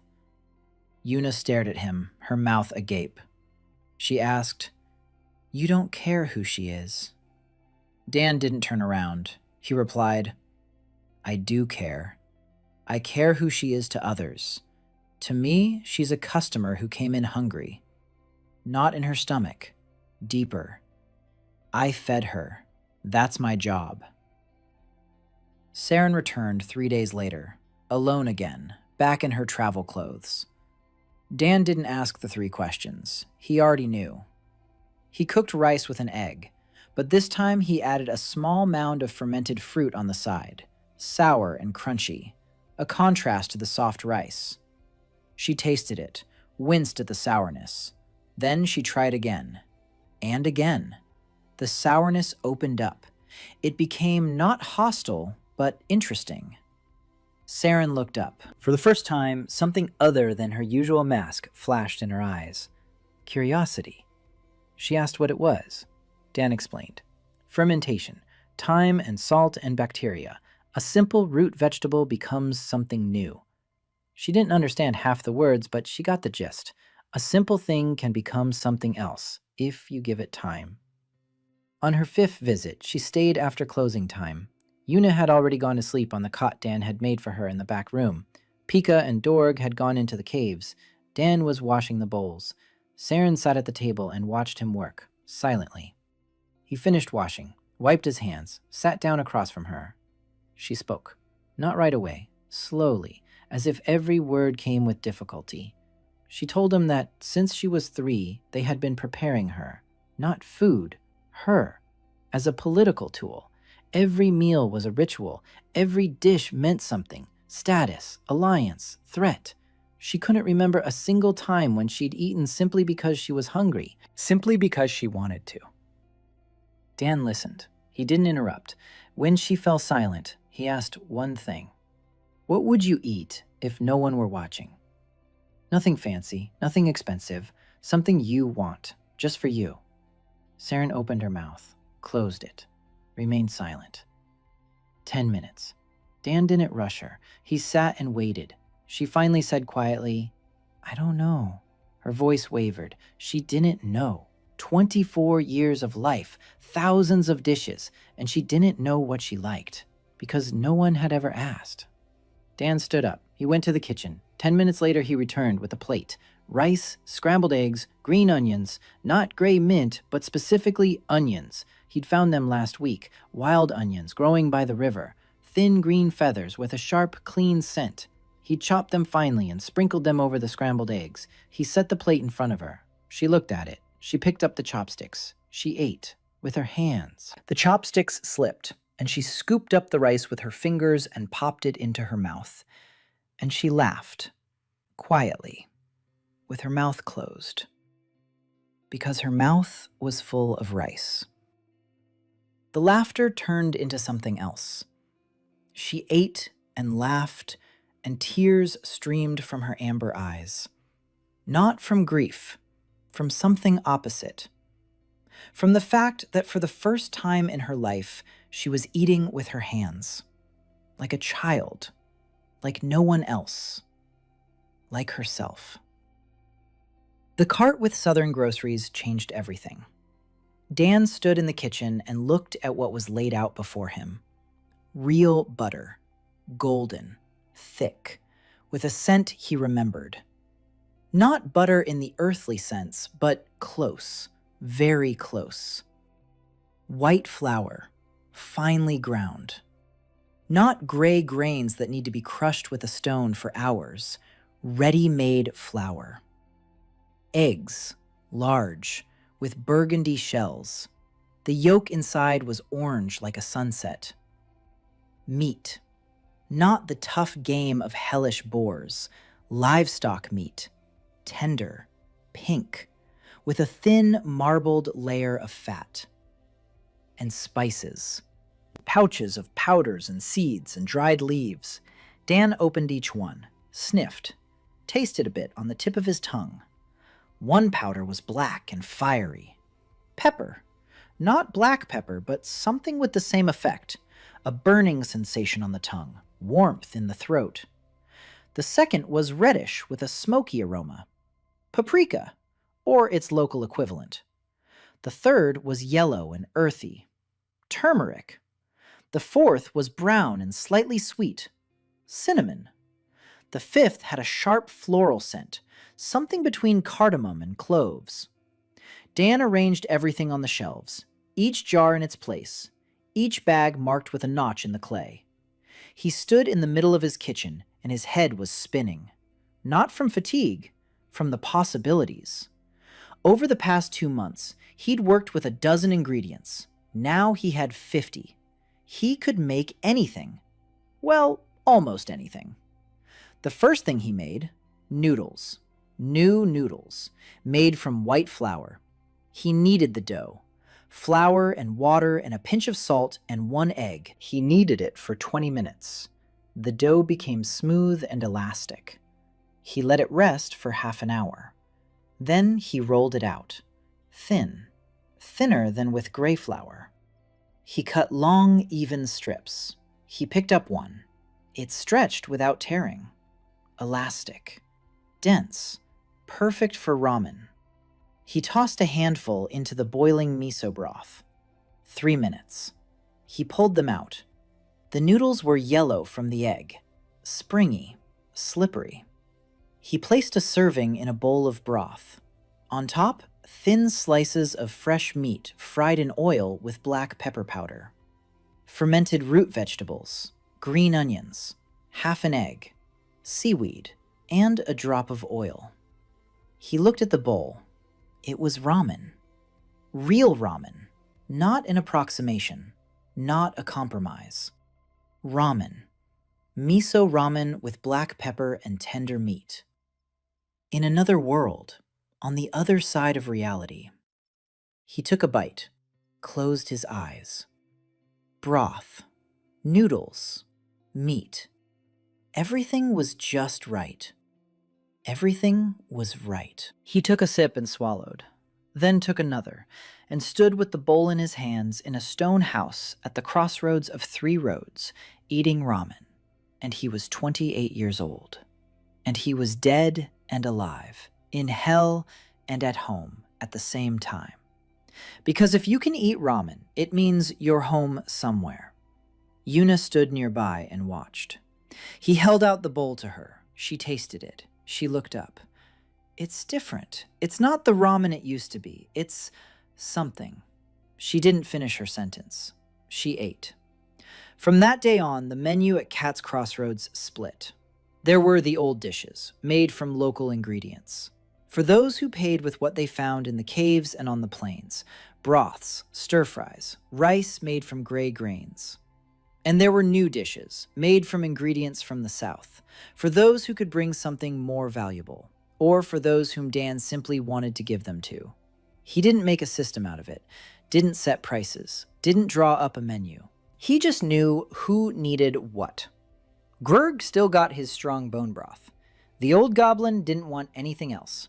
It was his soup, his discovery, his connection to the chef. The lizard folk liked the stew. Hot, quick, and bright, with a crunch and heat and red powder. The kobolds preferred rice. The quiet little creatures would sit in a corner and eat their rice and eggs and be silent and happy. The vampires got liver broth, thick and dark and life-saving. And for those who came for the first time and didn't know what they wanted, Dan cooked whatever he thought was best. And he was never wrong. On the 3rd day after receiving the new supplies, a woman burst into Cat's Crossroads. The door flew open with a bang. Everyone jumped. Yuna dropped her bowl. The woman stood in the doorway, tall, a head taller than Dan, broad-shouldered.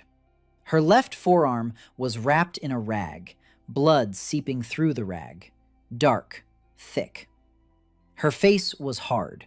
High cheekbones, a broken nose, a scar running from her right temple to her chin. Her skin was gray with a bluish tinge. Horns.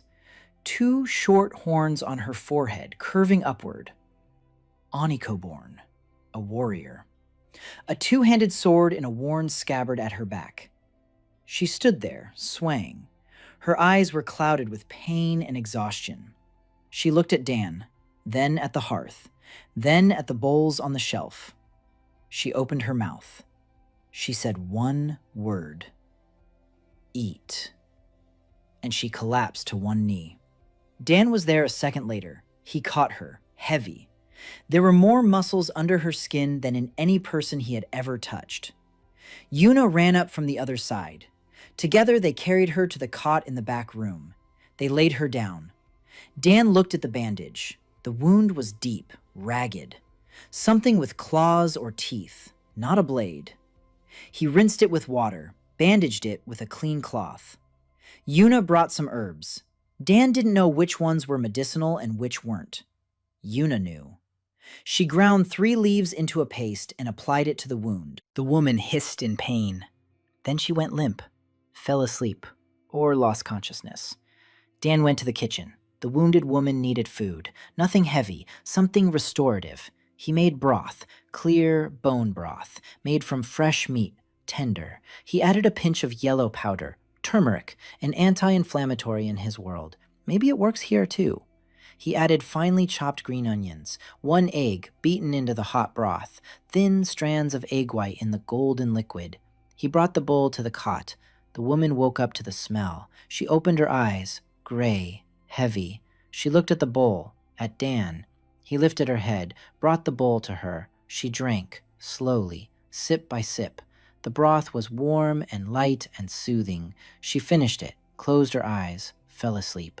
This time she really fell asleep. Dan covered her with a fur. He returned to the kitchen. Yuna was standing by the hearth, watching him. She asked who she was. Dan shrugged. I don't know. Yuna said, an Oniko-born, a northern guard by her armor. But there are no crests on the armor. They've been erased. On purpose. A deserter. Dan nodded. A wounded deserter. Hungry. At his door. The 3rd in 2 months. First Yuna, now this one. Cat's Crossroads drew people in like a bonfire draws moths in the dark. The woman woke up toward evening. She came out of the back room. She was limping but held herself upright. Dan was standing by the hearth, cooking dinner. She approached. She stood beside him, silently. He didn't turn around. He kept working. She watched his hands, how he chopped, how he stirred, how he checked the broth's temperature with his finger. She stood there for about 5 minutes. Then she said, Kaede. He turned around. She repeated it. My name is Kaede, Norn. He nodded. Dan. She nodded back. Then she asked, Can I stay? Dan looked at her height, at her shoulders, at the scar, at the 2-handed sword on her back, at the eyes that held a weariness deeper than that of a wound or a journey. A weariness that had built up over the years. He said, Weapon on the rack. She looked at him for 3 seconds. Then she took off her sword, carried it to the rack, put it down, came back. He placed a bowl of ramen in front of her. Fresh ramen. White noodles with tender meat and miso broth. She sat down. She picked up the chopsticks. Her hands were shaking, not from weakness. She was a warrior. A warrior's hands don't shake from weakness. They shake for another reason. She ate. For a long time. Not because there was a lot, but because after every bite she paused, as if she needed time to process what was happening. She finished eating. She set the bowl down. She looked at Dan. She didn't say thank you. She didn't bow. She didn't cry. She said, I'll stand by the door. No one will enter here with a weapon while I'm here. Dan looked at her, at the scar, at the broken nose, at the heavy gray eyes. He nodded. From morning on, Kaede stood at the door of the Kota Crossroads. 2 meters tall, broad shoulders, arms crossed over her chest, a stony face. She didn't smile. She didn't speak. She just stood there. And everyone who entered handed over their weapons without a word. Because arguing with a 6-foot-tall Oniko-born warrior over a katana is a whole different kind of madness. In the evening, after closing, Dan prepared dinner for everyone. 3 bowls on the table. His, Yuna's, Kaede's. Yuna chattered. She told them about the lizard man who'd come today with a whole basket of glowing fish. Kaede was silent. She ate. Dan listened to Yuna and watched Kaede. The warrior ate neatly. The chopsticks in her enormous hands looked like toothpicks, But she held them correctly, and she ate slowly, and when Yuna laughed at something she herself had said, the corner of Kaide's mouth twitched for a second. For just a second. Dan noticed. The next morning, he got up before everyone else. He gathered a box made of redwood bark. He put rice with meat and mushrooms, an egg, and slices of fermented root vegetables. He put the lid on. He set it on the table. When Kaide came out of the pantry, he nodded toward the box. "This is for you, for the road." She looked at it. "You're going on patrol. I saw how you were looking at the road." The third month began with trouble. Dan found out about it from Kaide. She had returned from patrol earlier than usual. She went into the house. Her face was stern. Her eyes were colder than usual. She said there was a detachment on the northern road. 12 warriors in heavy armor bearing the crest of House Velgrim. A horned skull on a red background. They had set up camp a league from the crossroads and weren't moving. They were waiting. Dan listened. Yuna turned pale. Pika cowered in a corner. Even Dorg stopped moving his forearms. House Velgrim, the North. Lord Velgrim the Crimson, one of the 7. Dan knew about him from Yuna. She used to tell him stories in the evenings. Lord Velgrim rules the northern mountains. His domain consists of mines, forges, and an army. The Onikoborni form his guard. Kaide is his former subject. He is cruel and straightforward, and believes that strength is the only argument. Dan asked Kaide, "They're after you." She shook her head. "No, they wouldn't send 12 plate-armored soldiers for me. They would send a single assassin. It's a delegation." Dan nodded. A delegation to him. The rumors had reached the Lord of the North. The next morning, they arrived. Not all 12, 3. The commander and 2 escorts. The commander was an Oniko-born, shorter than Kaide, but broader, a face like a block of stone, 4 horns, dark steel armor, a crest on his chest. He entered the house. He looked at the weapons rack. He looked at Kaide, who was standing by the door with her arms. Their eyes met. Something flashed between them. Recognition, hatred, or something more complex. The commander drew his sword. He placed it on the rack. The 2 behind him did the same. He sat down at the table. He looked at Dan. He spoke. His voice was low and steady as a rock fall. He said that Lord Velgrim the Crimson had heard of the cook, that the cook from another world prepared food from that makes demons weep, that Lord Velgrim was offering the cook a place at court, personal chef to the Lord of the North, a salary, protection, status, whatever the cook desires. In return, the cook would travel to the northern capital and cook exclusively for House Velgrim. Dan listened. Yuna translated what he didn't understand.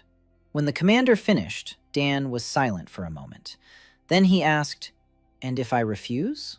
The commander's expression didn't change. He said that Lord Velgrim hoped for a reasonable answer, that a refusal would be taken as disrespect, that the consequences of disrespecting the Lord of the North were well known to all. Dan nodded.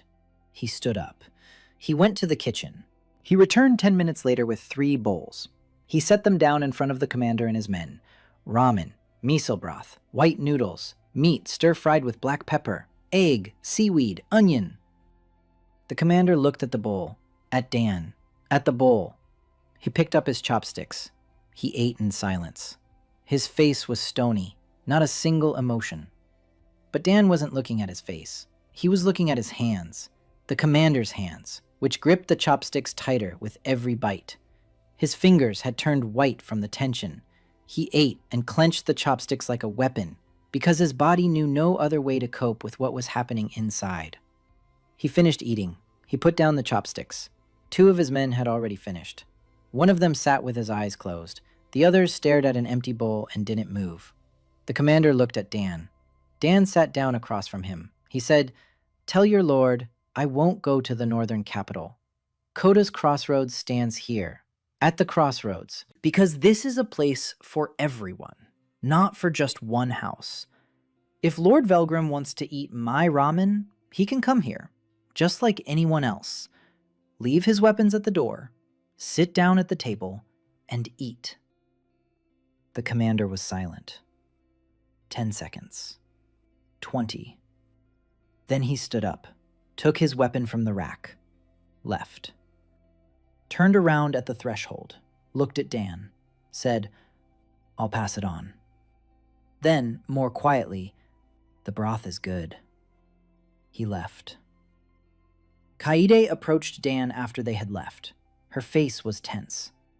She said he had just refused Lord Velgrim, that this could mean war. That the 12 plate-armored soldiers in the League at the crossroads were not an embassy, but a vanguard. That if Velgrim decided to take Dan by force, 30 goblins and 1 Onicoborn wouldn't stop him. Dan listened. He nodded. Then he said, "I know." She looked at him, waiting for him to continue. He shrugged. "I'm a cook, not a diplomat, not a warrior. If he sends an army, I won't be able to do anything. But if I leave with them, Cat's Crossroads will close. Yuna will be left alone. You'll be left alone.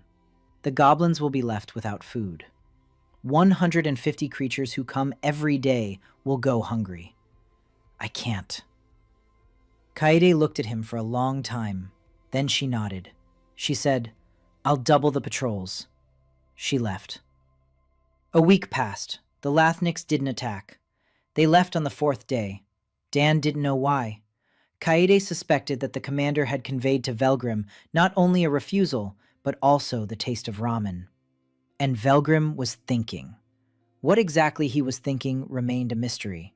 But there was a respite, and Dan used it. 3 days after the armored warriors left, Lily came to the crossroads of Coda.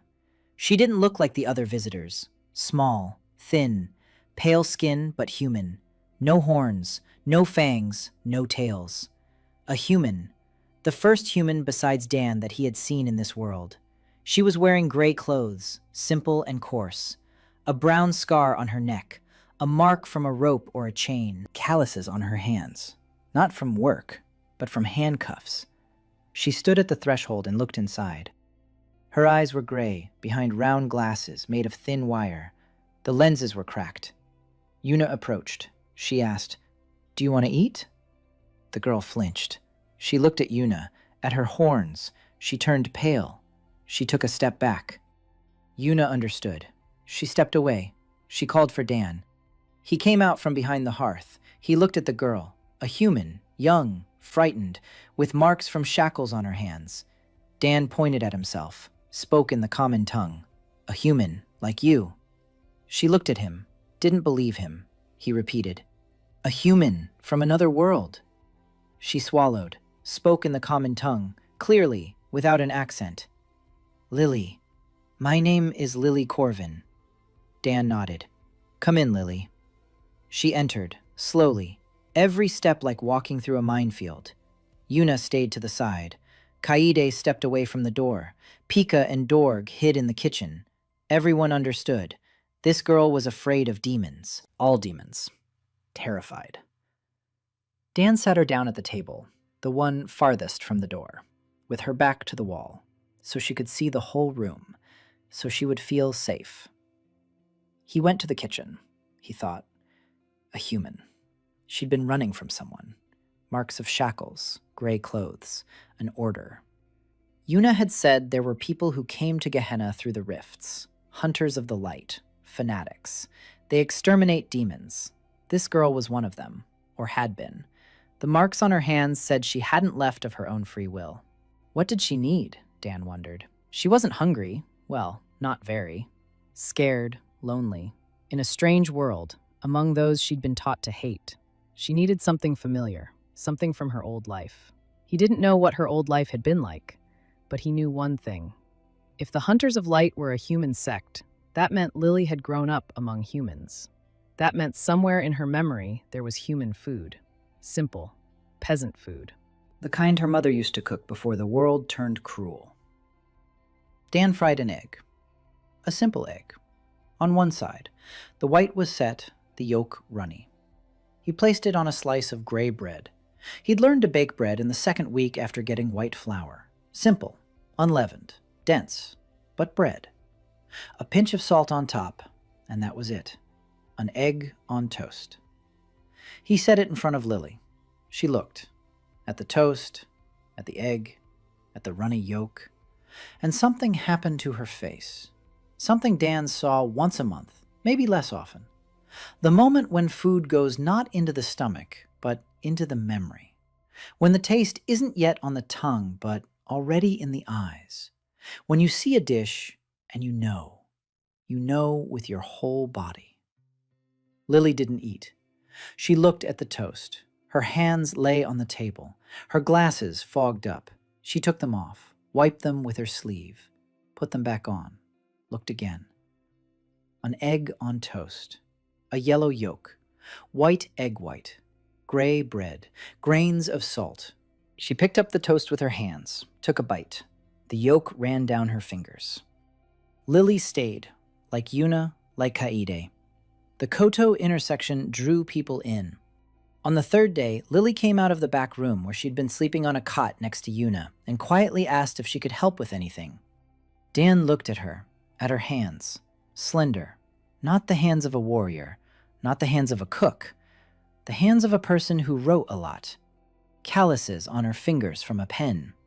He asked, "Can you count?" She nodded. "Read and write."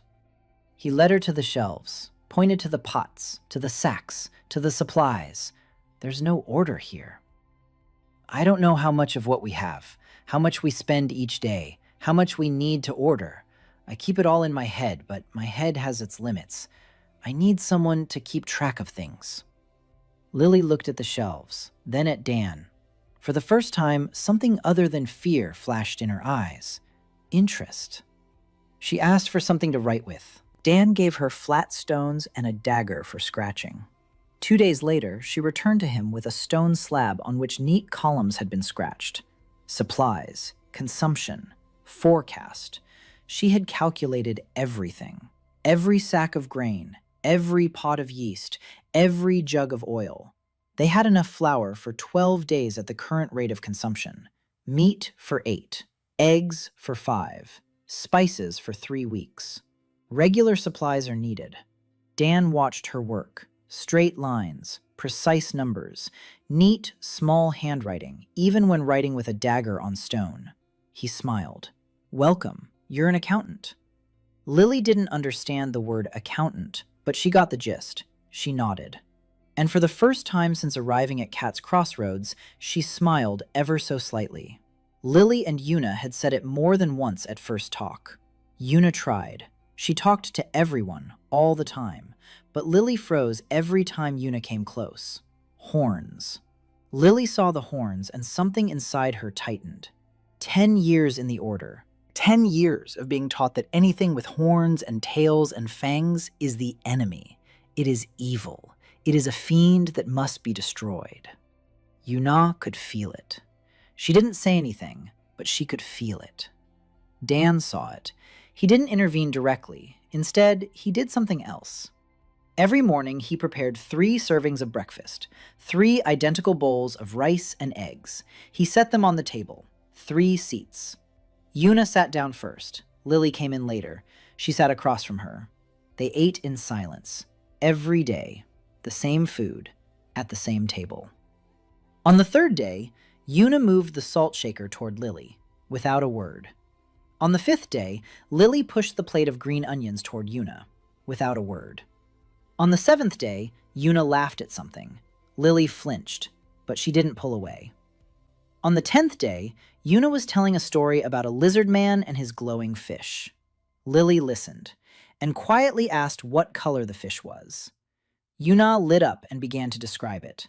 Blue, with silver stripes, and blind, with huge empty eyes. Lily grimaced. Yuna laughed. Lily smiled slightly. It was slow, painfully slow, but it was working. Because you can't hate a creature you eat rice and eggs with every morning. Dan knew that. His father knew that. His grandmother knew that. The table is a place where people stop being enemies. Not all at once. Not all at once. But inevitably. Lily took charge of the shopping. She compiled a list of suppliers. The goblins of Grurg. Bones and meat and bugs and mushrooms and seaweed and root vegetables. Lizard folk. Fish from underground rivers and eggs of unknown creatures and salt from mountain outcrops. Kobolds. Grains and wild onions and honey. Caravanners from the middle houses. Spices and oil and flour and cloth and utensils.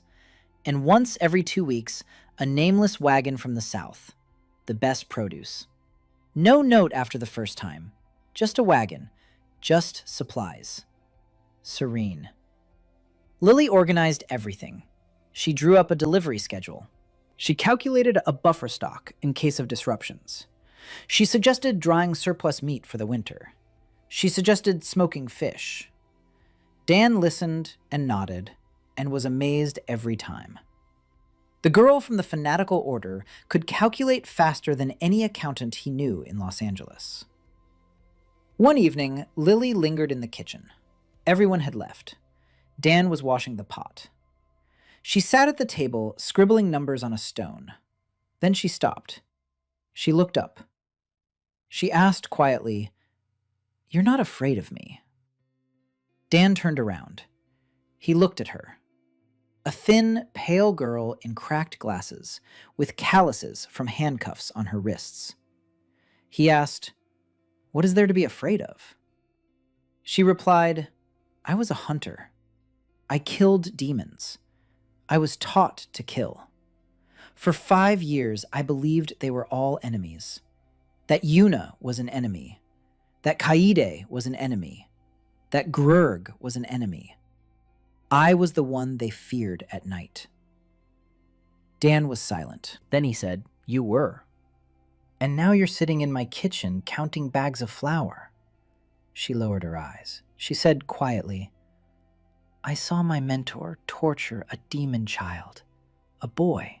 He was maybe 10 years old. His horns had just started to grow. My mentor said he was purifying him, that he was drawing out the filth. The boy was screaming. I stood there and watched. My whole order stood there and watched. No one moved. I didn't move either. Dan didn't interrupt. She continued, quieter. Then at night, I went into the cell. The boy wasn't screaming anymore. He was lying there, trembling. I opened the door, let him out. They caught me 2 days later. The mentor wanted to purify me too, but I ran away, through the rift, back to Gehenru, to those we were taught to hate." She fell silent. Her hands were shaking. Dan came over. He sat down next to her, not across from her, next to her. He was silent for a moment. Then he stood up. He went to the kitchen. He returned 5 minutes later. Toast, an egg, a pinch of salt. He set it down in front of her. She looked at the toast. She looked at Dan. He said, "You saved that child. You did the right thing. We'll figure out the rest tomorrow. Now eat." Morning. Lily ate her toast and cried quietly and carefully, like someone who was used to crying so that no one would hear. Dan sat next to her and said nothing. He didn't comfort her. He didn't say everything would be okay. He just sat there. The 4th month began with Kaide bringing news. She had returned from the Southern Patrol. Her face was grim. She said she'd seen a camp to the west. Not demons. People. With white cloaks and the symbol of the broken sun on their shields. Hunters of the light. 10, maybe 15, 2 days' journey from the crossroads. Lily turned pale. Dan looked at her, then at Kaide, then at Yuna, who was standing by the hearth, clutching a spoon with pale fingers. He asked Kaide, "Are they coming here?" She shook her head. "Not yet. They're camped out, scouting the area. But if they find out there's a man here who feeds the demons." She didn't finish. She didn't need to. Dan nodded. That evening, he prepared dinner for everyone. 4 bowls on the table. Yuna, Kaide, Lily, him. They ate in silence. No one talked about their day. The silence was heavy. Dan finished eating. He set down his bowl. He looked at his people. The 3 women sitting at his table. Yuna, 19 years old, a half-breed, who had been driven out from everywhere. Kaide, 26, a warrior, who had deserted so she wouldn't have to kill children. Lily, 20, a former hunter, who freed a demonic child and lost everything. 3 women, 3 kinds of pain, 3 reasons to be here. And him, 28, a cook, who died in a 24-hour shop in Los while protecting Aunt Han, and now he cooks broth in another world. He said, "The hunters will come, sooner or later. The lords will come too. Someone is bound to come." Mira Van Ter appeared at the Cat's Crossroads by accident. She got lost. For 3 days, she wandered the roads of Gehenna without a map or a destination. The youngest daughter of an impoverished vampire house, banished from the ancestral castle after her older brothers gambled away the family fortune in a trade war with House Sharon. They gave her a bag of clothes and told her not to return. She was 31 years old. She looked 17. Vampire metabolism, capricious, sharp-tongued, hungry. Hungry in the way that only poor vampires are hungry. A constant itch under her skin, a constant burning in her throat, a constant hunger that no ordinary food can satisfy. Because vampires need blood, and good blood costs money. And Mira had no money. She was walking down the west road when she saw a stone house and a line in front of it, and the smell. The smell hit her from 50 paces away. She stopped. She drew in a breath. Her nostrils quivered. There was something about that smell. Something warm and thick and rich. Something that made the burning in her throat quiet down for a second. She walked over. She stood at the end of the line. The goblins in front of her glanced at her. The lizard man behind her snorted. A vampire in line at a goblin diner. Not a sight you see every day. Mira straightened her back, lifted her chin, put on the face she'd practiced to perfection over 30 years. The face that says, "I'm above you. Everyone. Even when I'm standing in line. Especially when I'm standing in line." She waited her turn. She went inside. She looked around. Stone walls, shelves lined with pots, a hearth with a blue flame, the smell of broth and roasted meat, and something sour and spicy. Kaide by the door, Yuna behind the counter, a black cat on the windowsill, and a man by the hearth, small by demonic standards. No horns, no fangs, no tail.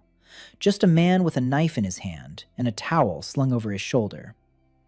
Mira sat down at the table. Yuna approached, asked what she wanted. Mira looked down at her, saw the horns. Half-breed. Mira grimaced, said, "Anything. I don't care." Yuna wasn't offended. She was used to it. She went over to Dan, whispered to him, "A vampire. Hungry. Angry." Dan looked at Mira across the room. He saw pale skin, sunken eyes, dark circles, dry lips, trembling fingers. Chronic vampire hunger. Like Nessa Core's, but worse. Nessa was a mercenary with an income and could afford at least cheap blood. This girl hadn't eaten properly in a long time. He poured some liver broth. That very one, thick, dark, made from the bones and liver of a hellish boar. 20-hour, with iron and collagen and fat and protein. Everything that's in blood, but without the blood. He set it in front of Mira. She looked at the bowl, at the dark, opaque liquid. She sniffed it. Her eyes widened. Her pupils became vertical slits. Her hands stopped shaking. She took the bowl, brought it to her lips. She drank, not in sips, in a stream, like a person who had been running through the desert and finally found water. She drank and drank and drank, and the broth ran down her chin, and she didn't wipe it off because she didn't care. She finished it, set the bowl down, froze, sat motionless for 10 seconds, 20, 30. Then she slowly straightened up. She looked at her hands. They weren't shaking. She ran her tongue over her lips. They weren't dry. She put her hand to her throat. It didn't burn. She looked up at Dan. He was standing by the hearth, watching her, calmly, without expecting gratitude, without showing off. He just stood there, waiting for a reaction, like a chef waiting for a customer to taste the food. Mira stood up. She walked over to him. She stopped a step away. She was shorter than him, thin, small, with sunken eyes, dry hair, and pale skin. She said, "I'm not hungry." Dan nodded. She repeated, louder, "I'm not hungry. Do you understand?" 31 years. For 31 years, I've been hungry every day, every hour, every minute. So hungry I want to bite the walls. So hungry I can't sleep. So hungry I think only of blood, only of it, always. And now, not now, there's nothing. Quiet. It's quiet inside. You did this, with your soup. She choked. Dan was silent.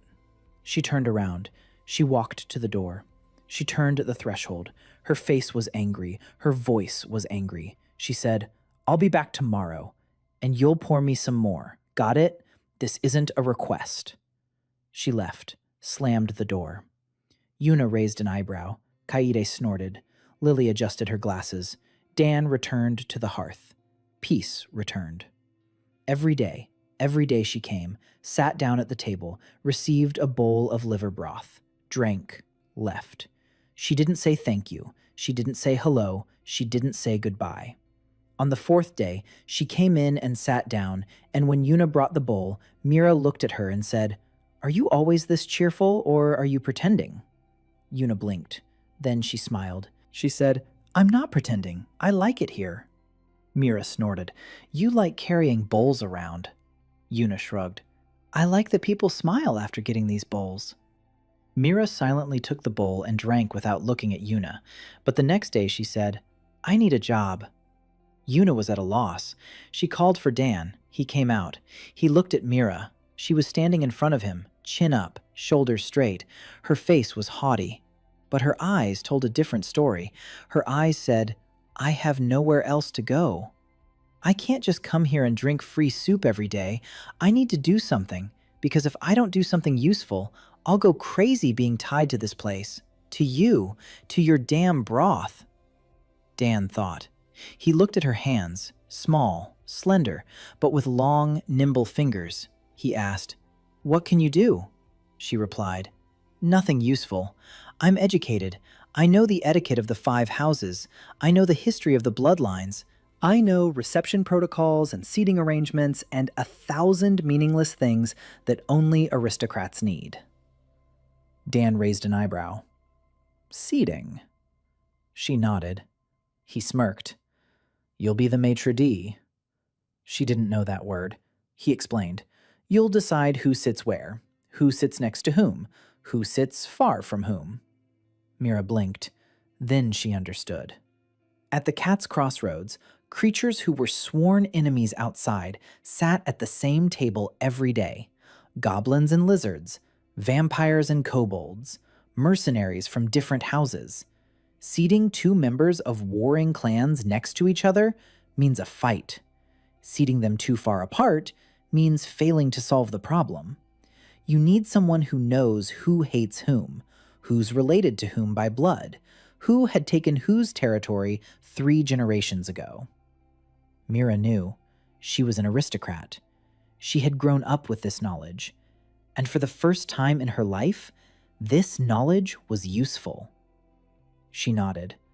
"I agree." From that day on, Mira stood at the entrance next to Kaede. Kaede kept an eye on the weapons. Mira watched the seating arrangements. A goblin from the Groga clan enters. Mira points to a spot by the wall. A lizard man from the River clan enters. Mira points to the opposite end. 2 mercenaries from the Middle House caravan enter.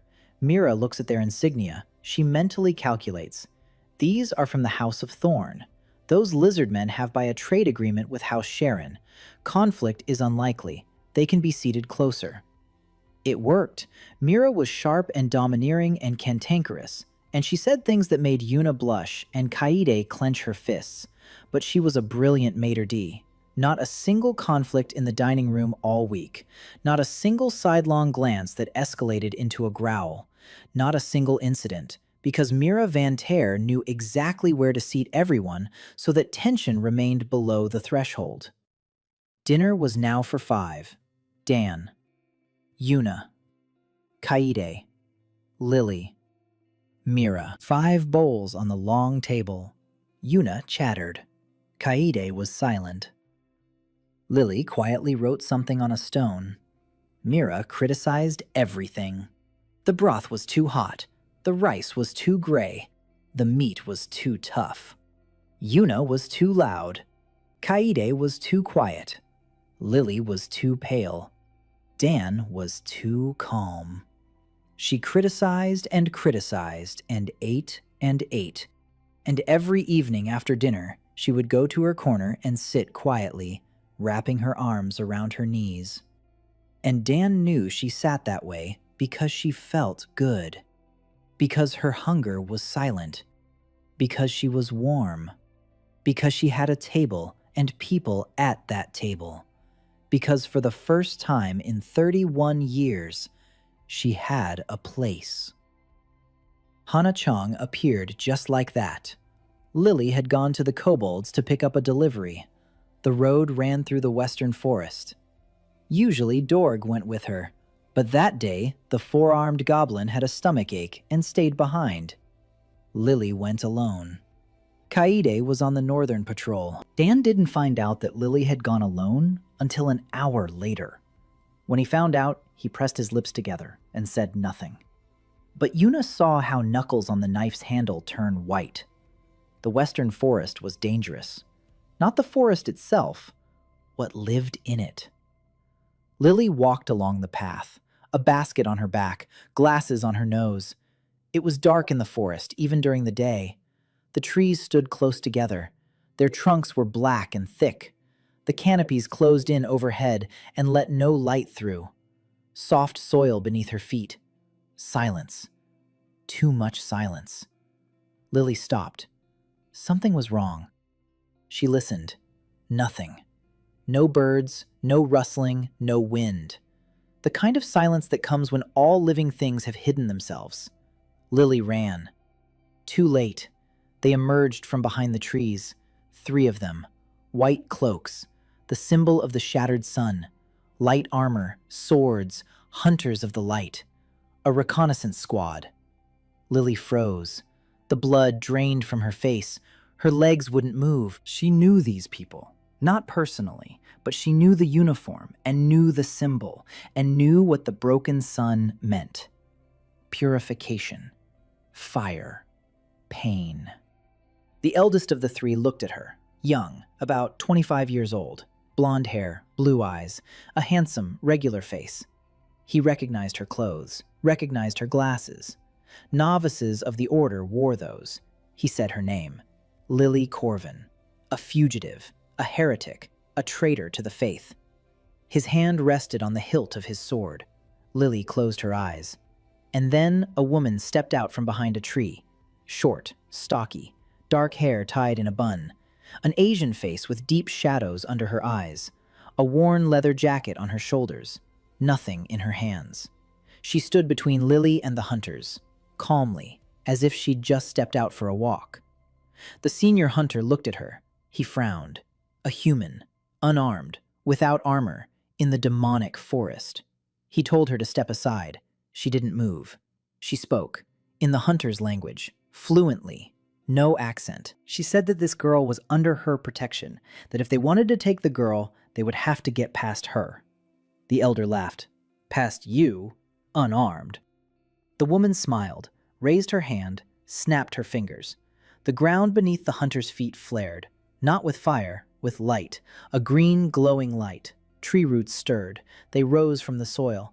They wrapped themselves around the hunter's legs, tightly, quickly.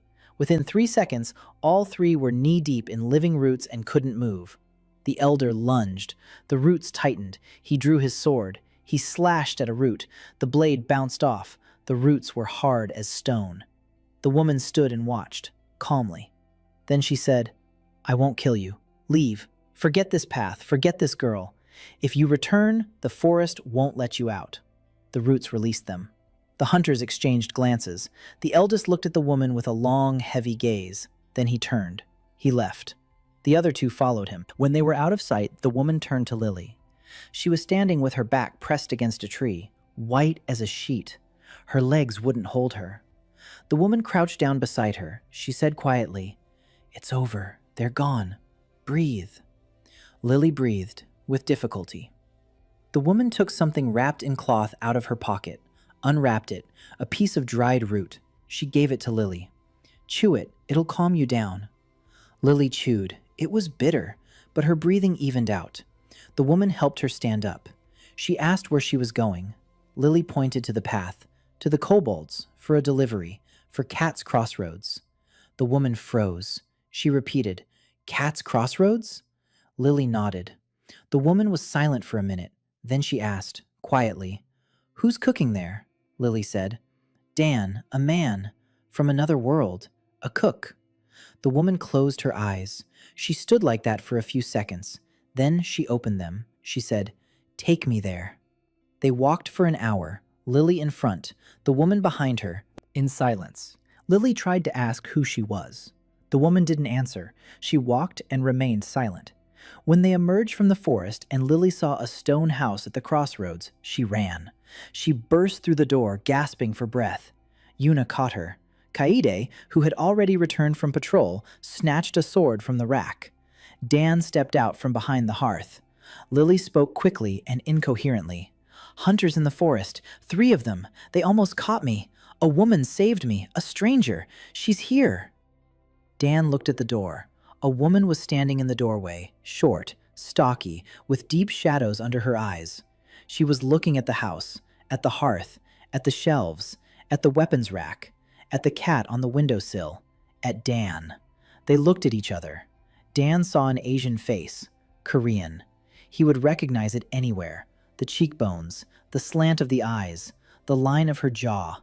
A Korean woman, here, in Gehenna.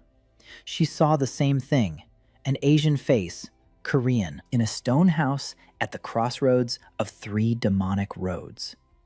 She spoke first, in Korean, clear and distinct. "You are the 4th." Dan replied in Korean. The muscles in his mouth remembered those sounds, even though he hadn't spoken them in months. "And you're the 3rd." She nodded. "Hana. Hana Chong." He nodded. "Dan so." Silence. Yuna and Kaede and Lily and Mira stood and watched.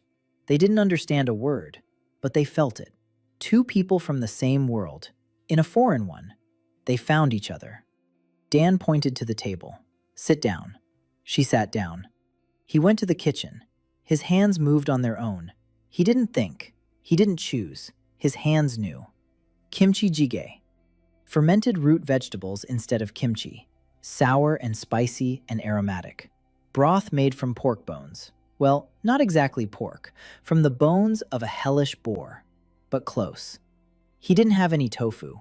Instead of tofu, tender white mushrooms, diced. Red powder for color and heat. A pinch of sweet powder for balance. Green onions. An egg cracked right into the boiling soup. He set the bowl in front of Hana. She looked. Her eyes widened. She recognized it. Not the dish was different. She recognized the intention, recognized the form. She recognized the color and the smell and the steam and the way the egg floated in the red broth and the way the green onions lay on top in thin rings. She recognized home. Kimchi jjigae. Food from her childhood, from Koreatown, from that world she had left 12 years ago and to which she had never returned. She picked up a spoon. Her hand trembled. She scooped some up, brought it to her mouth, tasted it, closed her eyes. Her shoulders shook. She was crying. For the first time in 12 years. Silently, without a sound. Tears streamed down her cheeks and fell into the bowl. Salty tears in the spicy red broth. Dan sat across from her and said nothing.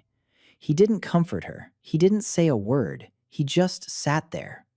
She cried and ate and cried, until the last drop. Then she set down the bowl, wiped her face with her sleeve, looked at Dan, spoke in Korean. 12 years. I haven't cried in 12 years. He nodded. She continued. I was the 3rd. I ended up here 12 years ago. I tried. I cooked. I thought food could change something. I couldn't. My people died, all of them, because of me. I quit the kitchen, went into the woods, became a herbalist. I've been living alone for 12 years. Dan listened. She spoke. And I heard about you. Rumors reached even my forest. A cook at the crossroads. A human feeding demons. I didn't want to come. I didn't want to see. Because if you can do it, that means I could have done it too. And I gave up. Dan was silent. Then he said, "You didn't have anyone standing by your side." She looked up. He continued, "I heard about the first three. You all tried to do it alone. I'm not alone. I have Yuna, Kaede, Lily, Mira, Grurg, hundreds of goblins, lizard folk, kobolds, vampires. I have a kitchen and a team and customers who'll stand up for me. You were alone. No one survives alone." Hannah was silent. Then she said quietly, "You smell like kimchi jjigae and bone broth and home. I hate you for that." Dan smirked. "Stay." She looked at him, at the kitchen, at the hearth, at the women standing by the wall who didn't understand a word but understood everything. She said, "I'll think about it." She left. She came back the next day, and the next. On the third day, she came with a bag of herbs. She put it on the table. She said, "Medicinal, for your kitchen, and for wounds. Kaede will come back today with a cut eyebrow. I saw her fighting on the northern road." An hour later, Kaede did indeed return with a cut eyebrow. Hannah treated the wound silently and professionally. Kaede looked at her with respect. Hannah stayed. The 6th month. The Kota Crossroads served 300 people a day. Dan had a team of 6 women, Yuna at the serving counter and in the dining hall, Kaede on security and patrols, Lily on procurement and inventory, Mira on seating, Hana on herbs and healing, Pika and Dorg on food prep. 2 new apprentices, a young lizard man named Shiro, whom Dan took on after he brought back perfectly identical fish from the underground river 3 days in a row. Precision and consistency, the qualities of an apprentice. And a goblin girl from a distant clan named Vora, who once tried to recreate his broth in her own cave. It didn't turn out well, but she tried. Initiative, a cook's quality. The menu has grown to 15 dishes, 3 types of ramen, miso, liver, and a new one. A clear broth made from chicken bones with a light citrus note from the yellow berries Hana found in the forest. Braised meat in 3 variations. Rice with various toppings, fermented appetizers, bread, and dessert. Rice balls with honey and nut beetles. Simple, sweet. The first dessert in the history of Gehenna. When Dan first brought them out into the hall and placed 1 ball next to each bowl, something unprecedented happened. The hall fell silent. 300 creatures fell silent at once. Because none of them had ever eaten something sweet after the main course. The concept of dessert didn't exist. A meal ended when the plate was empty. And here, next to the bowl of ramen, lay a small ball. Light in color, glistening with honey, with crunchy bits inside. The first to try it was an old goblin from the Grurga clan. He put the ball in his mouth, chewed, froze. An expression appeared on his face that Dan had never seen on a goblin before. Surprise. Pure, childlike surprise. Like a child seeing snow for the first time. Sweet. He had never eaten anything so sweet. After a meal. Like a gift. Like a period at the end of a good sentence. By evening, Yuna approached Dan and said that 3 goblins had been crying over the rice balls. Dan nodded. Seren came once a week, always alone, always in her travel clothes. Dan no longer cooked rice and eggs for her, something new every time. He watched, studied, what she liked, What made her eyes light up? What made her eat more slowly? She loved sour flavors. Fermented root vegetables with fish elicited a quiet sound from her, like a purr. She loved texture. Crunchy next to soft. Sautéed mushrooms on a bed of mushy rice. She didn't like sweet things. She took a bite of a rice ball with honey and set it aside. Dan remembered. On his next visit, instead of dessert, he gave her a handful of crispy, fermented seaweed sprinkled with red powder. She ate it all and looked at him with an expression that said, "You remembered." He remembered. He always remembered. By the 7th month, what Dan had both hoped for and feared came to pass. Arch-Inquisitor Cassius Wayne learned of the cook's existence. Dan found out from Hana. She had just returned from her evening patrol of the forest. Her face was gray. Her eyes were heavy. She said that her old contacts among the people beyond the rift had passed on the news. The Order of the Light Hunters had declared a crusade on the territory of Gehenna. The goal? The destruction of the creature known as the Cook. The man who betrayed his kind. A man who feeds the demons. The heart of corruption. Arch-Inquisitor Cassius Vane is personally leading the squad, 50 warriors, through the rift, through the western forest, to the crossroads. A 2-month journey, maybe 3. Dan listened. He looked at his people. All 6 were there. Yuna turned pale. Lily clenched her fists until they turned white. Kaede placed her hand on the hilt of the sword on the rack. Mira crossed her arms and muttered that this was to be expected. Hana was silent. Dan sat down at the table. He thought, 2 months. He had 2 months. He said, "We won't run away. The Coda Crossroads is here, so we're staying here." Kaede nodded. Yuna nodded. Lily nodded. Mira snorted, but nodded. Hana looked at him for a long time. Then she said quietly in Korean, "My people didn't run away either. They stayed. And died." Dan replied in Korean, "Your people were alone. We have 300 clients a day, and the 3 houses know about us." Hana shook her head. 300 goblins and lizardmen won't stop 50 trained warriors of the Order. Dan knew she was right. He said, "Then we need more than just goblins to protect us." The next morning, he sent 3 messages. One with a goblin runner to the south, for Serene. One with Kaede to the north, to the commander of the Velgrim plate-armored soldiers who said the broth was good. And one with Lily to the kobolds, to the caravanners of the middle houses. All 3 messages were identical. Koth's Crossroads invites you to dinner in 7 days. The replies came in 3 days. Saren replied first, "I'll be there." The commander replied via a note delivered by a plate-armored soldier, "Lord Velgrim will consider it." The caravanners replied that they would definitely come and asked if they could bring partners from the House of Thorn. 7 days later, 20 beings gathered at the crossroads of the Cat. Saran with 2 kitsune bodyguards, a representative of House Velgrim, not the commander, someone higher up, an Oniko born in light armor with gold trim, an advisor, 2 caravanners from the middle houses, Grurg with 5 elders of the goblin clans, Nessa Kor with 2 vampires, an elder lizard man, and 4 kobolds who sat quietly in the corner looking at no one. Everyone had surrendered their weapons. Everyone sat down at the tables. Mira was seating them. This was her moment to shine. Serene, next to Advisor Velgrim, both high-ranking. They can speak as equals. The caravanners away from the lizard man, last year's trade conflict. Grurg next to the kobolds, neutral toward each other. Nessu far away from everyone. Vampires prefer space. Dan had been cooking since morning, 6 hours, 6 dishes, each for a specific person.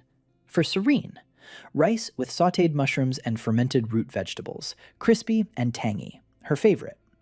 For Advisor Velgrim, rich meat ramen with thick noodles and a heavy broth, for a northerner used to hearty food.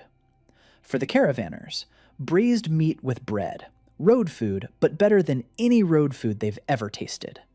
For Grurg, bone broth, the first broth, always the first broth.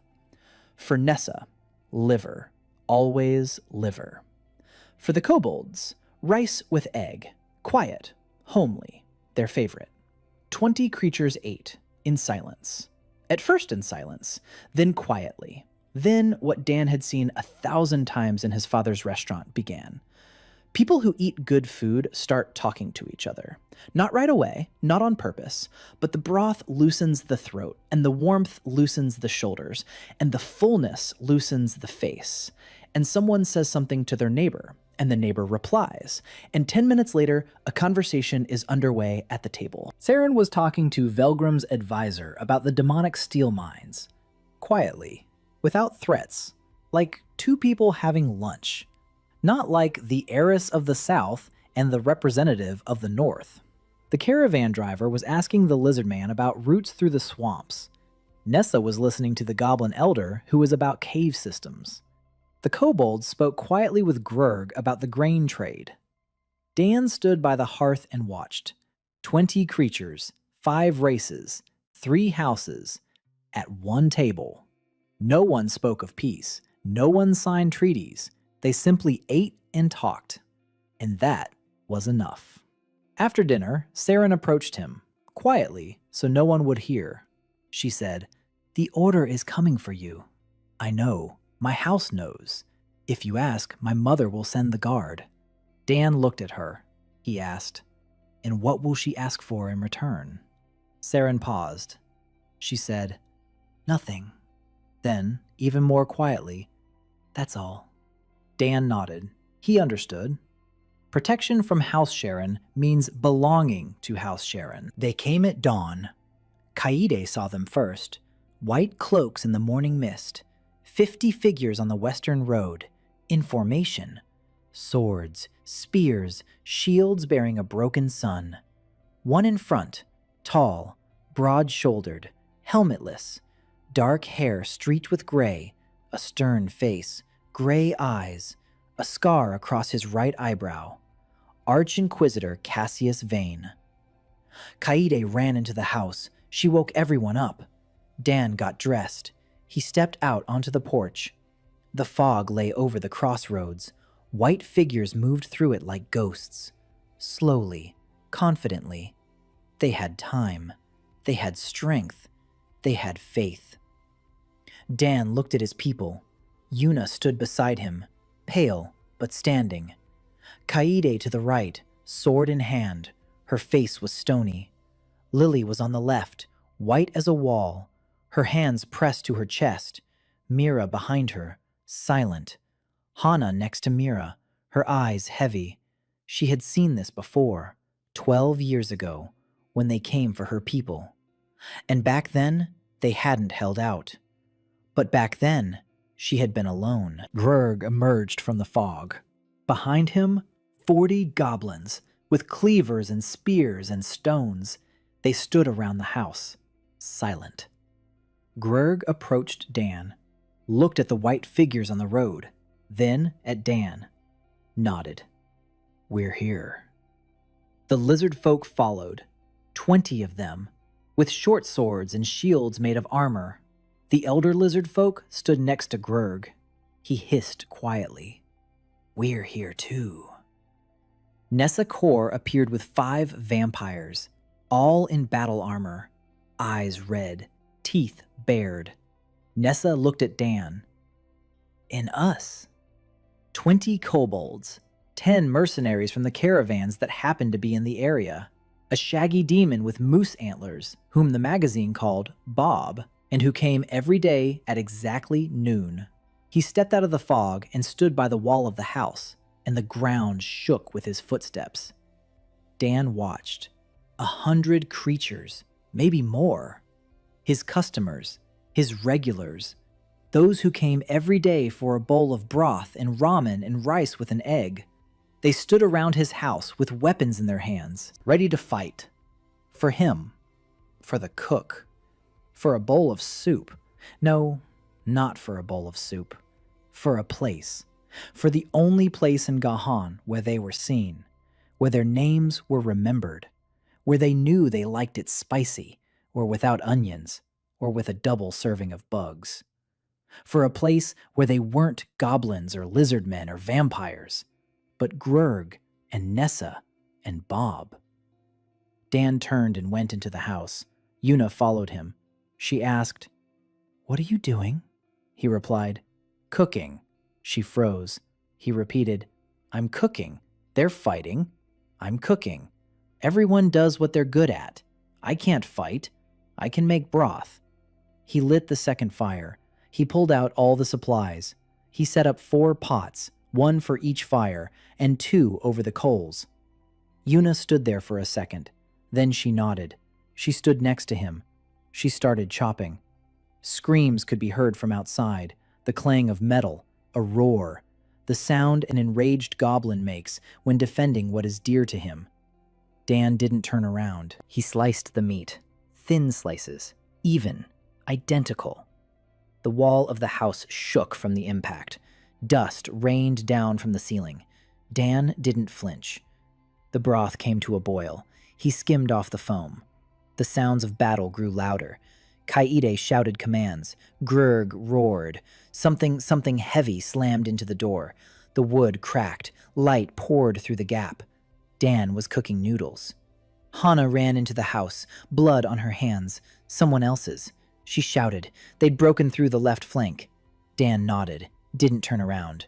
The noodles had to cook for 3 minutes. Not 2, not 4, 3.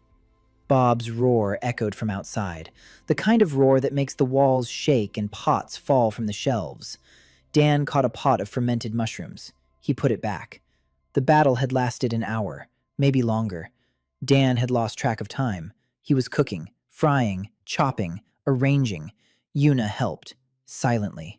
Tears streamed down her face, but her hands moved precisely and quickly. She sliced seaweed and cried. She sliced onions and cried, and she didn't stop. Then the noise subsided. Not immediately, gradually. The shouts grew fewer, the clanging grew quieter, and finally, silence. Dan set the last bowl on the table. He turned toward the door. The door hung on a single hinge. A man stood in the doorway, tall, in a white cloak splattered with black demonic blood. A sword in his hand, a stern face, gray eyes, a scar across his eyebrow. Cassius Vane. He had broken through the goblins, through the lizardmen, through the vampires, through Kaede, through Bob. Alone. He had broken through to the house, to the kitchen, to the cook. He stood in the doorway and looked at Dan. The sword was pointed forward. The blade trembled. Not from weakness, from rage. Or from something else.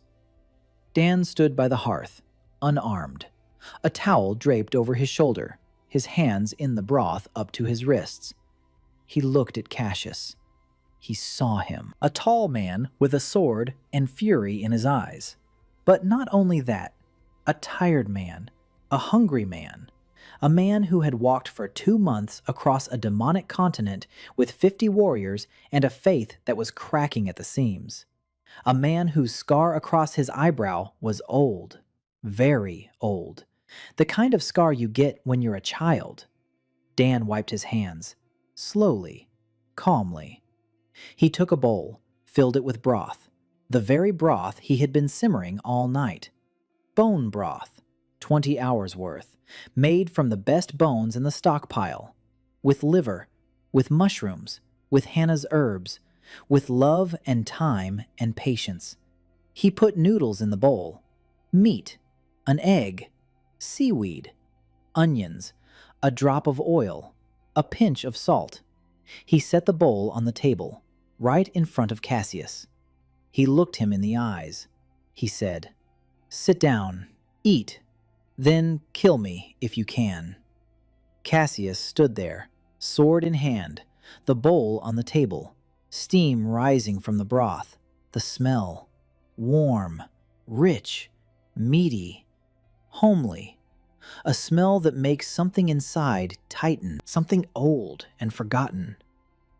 Cassius looked at the bowl, at the steam, at the golden broth, at the yellow noodles, at the pink meat, at the runny egg yolk, at the green onion feathers, at a drop of oil glistening like a tiny sun. He lowered the sword, slowly. The tip touched the floor. He let go of the hilt. The sword fell with a clang. Cassius sat down, in front of the bowl. He placed his hands on the table. They were trembling. He picked up the chopsticks. His hands trembled harder. He brought the noodles to his mouth. He ate, chewed, swallowed, ate some more. Broth, meat, noodles, egg, seaweed. He ate and ate and ate, and stopped halfway through the bowl. The chopsticks froze. His face changed. The stiffness was gone, like a mask that had been removed. Beneath the mask was the face of a boy. A 10-year-old boy who had stood and watched his mother burn, who had joined the order to change something from within, and had broken, and became the one who sets other mothers ablaze. Tears streamed from Cassius Wayne's gray eyes, quiet, salty. He cried and ate and cried. Like Hana over kimchi jjigae, like Serion over rice with egg, like Grurg over his first bowl of broth, like everyone who sat down at this table and received what they hadn't expected. Not food, attention, memory, warmth. Cassius finished eating. He set down his bowl, wiped his face with the sleeve of his white coat splattered with black blood. He looked at Dan. Dan stood by the hearth, silently. He looked at him, without malice, without fear, without triumph. Just looking, like a cook looks at a customer who has finally eaten. Cassius said hoarsely, "My mother, she cooked. Simple food. Root vegetable soup, bread, nothing special. But she cooked for me, every morning, until the order came and said she was a witch. And I stood there and watched. I was 10. Dan listened. Cassius continued, "Your soup, it smells like her kitchen. I don't remember her face, but I remember the smell. I've remembered the smell for 20 years. He fell silent. Dan walked over to the table, sat down across from him, said, "You can stay." Cassius looked at him. Dan continued, "Not as a hunter, not as an arch-inquisitor, as a man who needs a bowl of soup and a place to sit." Cassius was silent. Footsteps sounded behind the door. Kaede entered, blood on her face, a sword in her hand. She saw Cassius. She raised her sword. Dan raised his hand. "Don't." Kaede froze. She looked at Dan, at Cassius, at the empty bowl, at the fallen sword. She lowered hers. She stepped back toward the wall. She stood and watched, ready for anything. Cassius stood up. He picked up his sword. Dan didn't move. Cassius turned the sword so the hilt was facing forward. He held it out to Dan. Dan didn't take it. He pointed to the stand by the door. Cassius looked at the stand, at the goblin cleavers, at the mercenary's swords, at Grurg's dagger.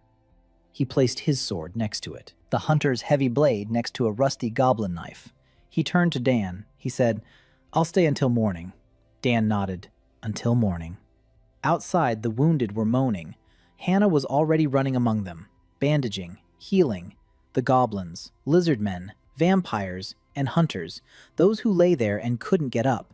She healed everyone, without distinction, because a wounded person is a wounded person, because Hannah was a healer, and a healer doesn't choose. The morning after the assault was quiet. Dan stepped out onto the porch. The crossroads were torn up. Stones had been moved. The ground was plowed up. Traces of blood, black, demonic blood, and red, human blood. The house stood. The walls had held. The door hung on a single hinge. One window was broken. The roof was intact. The hearth was burning. The blue flame was steady and quiet, as always. Dan looked at the road. The hunters had left during the night. Those who could walk had carried those who couldn't and headed back west, without a leader. Cassius remained. He was sleeping on the floor by the wall, wrapped in his white cloak. In his sleep, his face was different. Not hard, not fierce. The face of a weary man who, for the first time in 20 years, was sleeping not on a camp cot next to his sword, but on the kitchen floor next to the hearth. Dan stepped over him. He went to check. Grurg was sitting by the wall of the house. His left arm was bandaged. His cleaver lay nearby. He saw Dan, nodded, alive. His goblins had lost 4, 14 wounded. Dan pressed his lips together. 4 dead. For his house. For his kitchen. For a bowl of broth. Grurg saw his face, shook his head, spoke slowly and hoarsely. Not for the broth. For the place. Our place. The first in 100 years. Dan stood and looked at the old goblin with his bandaged arm. He nodded. He walked on. The lizard folk had lost 2. Nessa Kor had been struck in the thigh with a sword. Hannah stitched up the wound. Nessa lay against the wall, cursing under her breath. Bob was unharmed. Not a scratch remained on his hide. The hunter's swords bounced off him like a stone wall. He sat by the house, holding a clay cup carefully between 2 massive fingers. Yuna brought him tea. Herbal, made with Hannah's herbs. Bob drank in small sips and watched the dawn. Kaede stood by what was left of the door. The blood on her face had dried. Her sword was in its sheath behind her back. She hadn't slept all night. She'd stood guard. She'd waited. They hadn't returned. Dan walked up to her. He looked at her face, at the dried blood, at the shadows under her eyes. He said, "Go to sleep." She shook her head. He said, "This isn't a request. Go to sleep. I'll keep watch at the door." She looked at him, at the small, unarmed man with a towel slung over his shoulder. She snorted. For the first time in a day, something stirred on her stony face. She went into the utility room. Dan stood by the door. He looked at the intersection, at the 3 roads leading in different directions, at the traces of battle, at the morning mist dissipating over the rocks. He stood there for an hour. Then he returned to the kitchen. He needed to make broth. He needed to feed the wounded. He needed to feed those who had defended them. He needed to work. By noon, Cat's Crossroads had opened. The door was propped open with a log. The window was covered with a hide. Dan stood by the hearth. Yuna was at the counter. Pico was slicing. Dorg was frying. Lily was counting the remaining supplies. Mira stood at the entrance and showed people to their seats. Hana was bandaging the last of the wounded. Goblins came in for lunch. Lizard folk, kobolds, vampires. Just like every day. As if nothing had happened. As if there hadn't been a battle here at dawn. They came in, handed over their weapons, sat down, and ate. Because broth is needed every day. Because hunger knows no truce. Because life goes on. Cassius woke up around noon. He stepped out of the back room. The goblin at the entrance saw the white cloak and growled.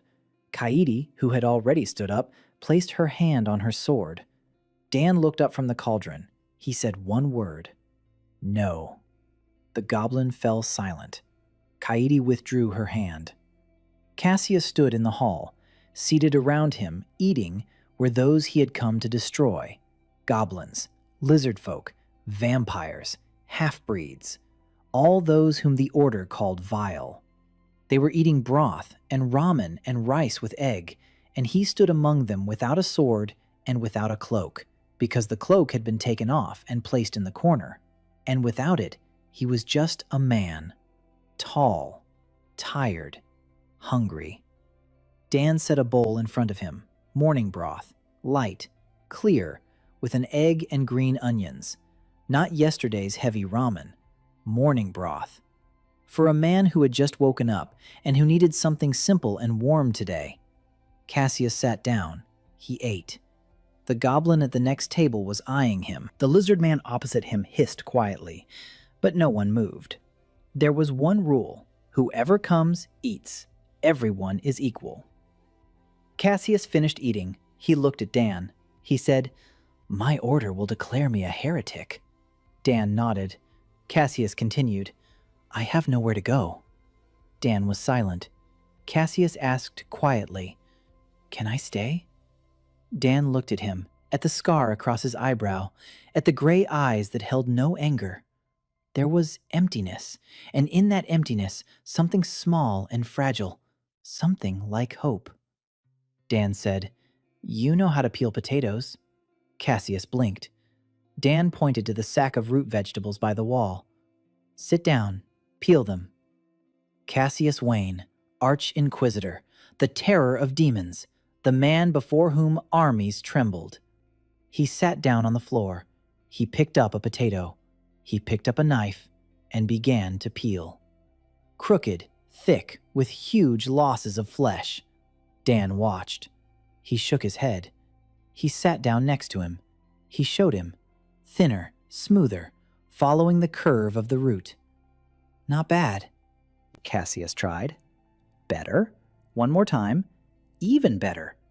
Una peeked from behind the door and bit her fist to keep from laughing. Or from crying. Or both. A week passed, then another. Cassius didn't leave. He peeled root vegetables, washed bowls, carried water, chopped wood, did everything he was told, silently, without complaint, from morning till night. The goblins stopped growling at the sight of him. The lizard folk stopped hissing. Nessa Kor once sat down at the table next to him. They ate in silence, side by side. The former Arch-Inquisitor and the vampire, with bowls of the same broth. The third week after the assault, Dan received 3 messages at once, all 3 from the Lords: House Sharon, House Welgrim, House Erebus Bone. All 3 with the same question. "The cook invites you to dinner." Dan read them. He looked at Una. He looked at Kaede, at Lily, at Mira, at Hana, at Cassius, who was standing in the corner wiping a bowl with a rag. He said, "3 lords want to come to dinner." Silence. Mira sat up straight. Her eyes lit up. She said, "The seating arrangement will be tricky." Dan smiled.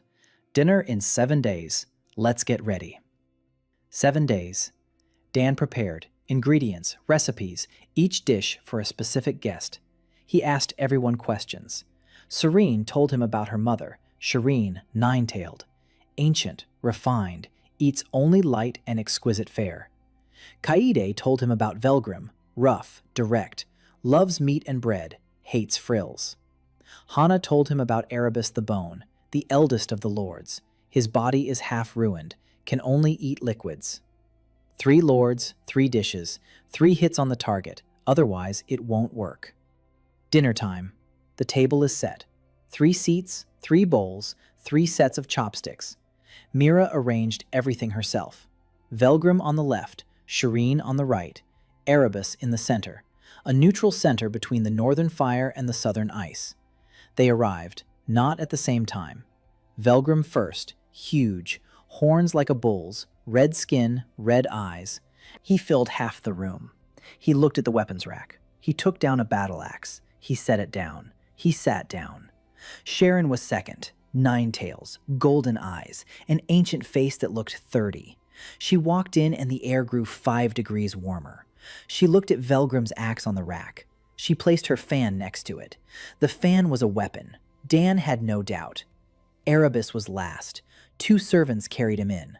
Thin, almost a skeleton in a robe. A face like a skull covered in skin. Eyes burning with green fire in empty sockets. Ancient, terrifying. He looked at Dan. Dan looked at him. He didn't look away. Erebus sat down. 3 lords at one table, for the first time in 70 years. Dan brought out the dishes. In front of Velgrim, a rich roast, meat in large chunks, braised for 8 hours, tender as butter, in a thick, dark sauce made from fermented mushrooms. Bread, warm, fresh, heat and strength and simplicity. Velgrim looked, nodded, began to eat. In front of Sharon, tender duck, not duck, a local bird with a long neck. But Dan had prepared it like Peking duck. Thin, crispy skin, tender meat, a delicate berry sauce with honey and a hint of acidity. Beside it, the thinnest white flour crepes. Sharon raised an eyebrow. She picked up a crepe, placed a piece of the bird on it, rolled it up, took a bite. Nine Tails froze simultaneously. Before Erebus, a clear broth, as pure as a mountain stream. But the taste of 24 hours of simmering, a taste gathered from bones and herbs and mushrooms and patience, strained 5 times and brought to absolute clarity. A single sprig of gray mint floated in the broth, nothing else. Erebus lifted the bowl with bony fingers, brought it to what had once been his mouth, drank, slowly. Green lights flickered in his eye sockets. The 3 lords ate, in silence. Dan stood by the wall. Yuna stood by the door. Kaede stood guard. Lily was in the back room, counting something. Mira stood in the corner, making sure no one encroached on the table's space. Hannah was by the window. Silence. Only the sounds of eating. Velgrim ate greedily and noisily. Sharon ate neatly and slowly. Erebus ate silently. 3 different styles, 3 different worlds, 1 table. When Velgrim finished eating, he leaned back. He looked at his empty plate, then at Sharon, then at Erebus. The 3 lords of demons looked at one another, in silence. For the first time in 70 years, they were in the same room, and no one had died. And then the door creaked. Cassius entered, without a cloak, in a simple shirt, flour on his hands.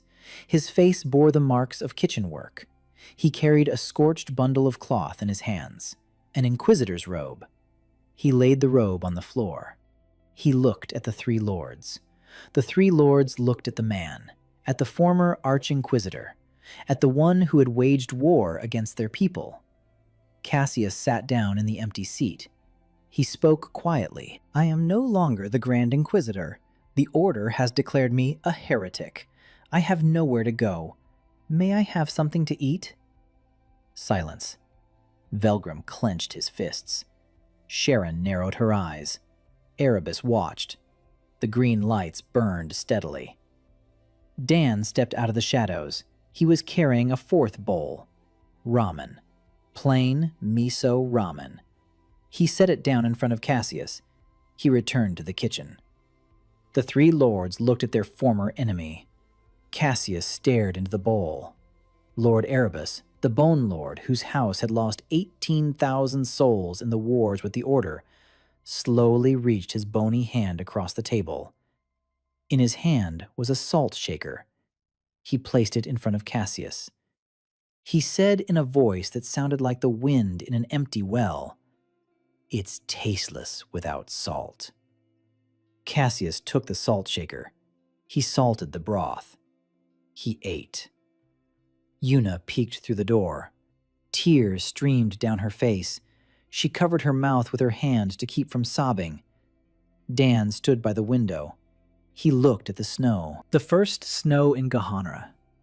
White flakes fell on the stone crossroads, at the 3-way intersection, on the roof of the house, on the weapons rack where the Lord of the North's axe lay next to the Lord of the South's fan and the former Arch-Inquisitor's sword.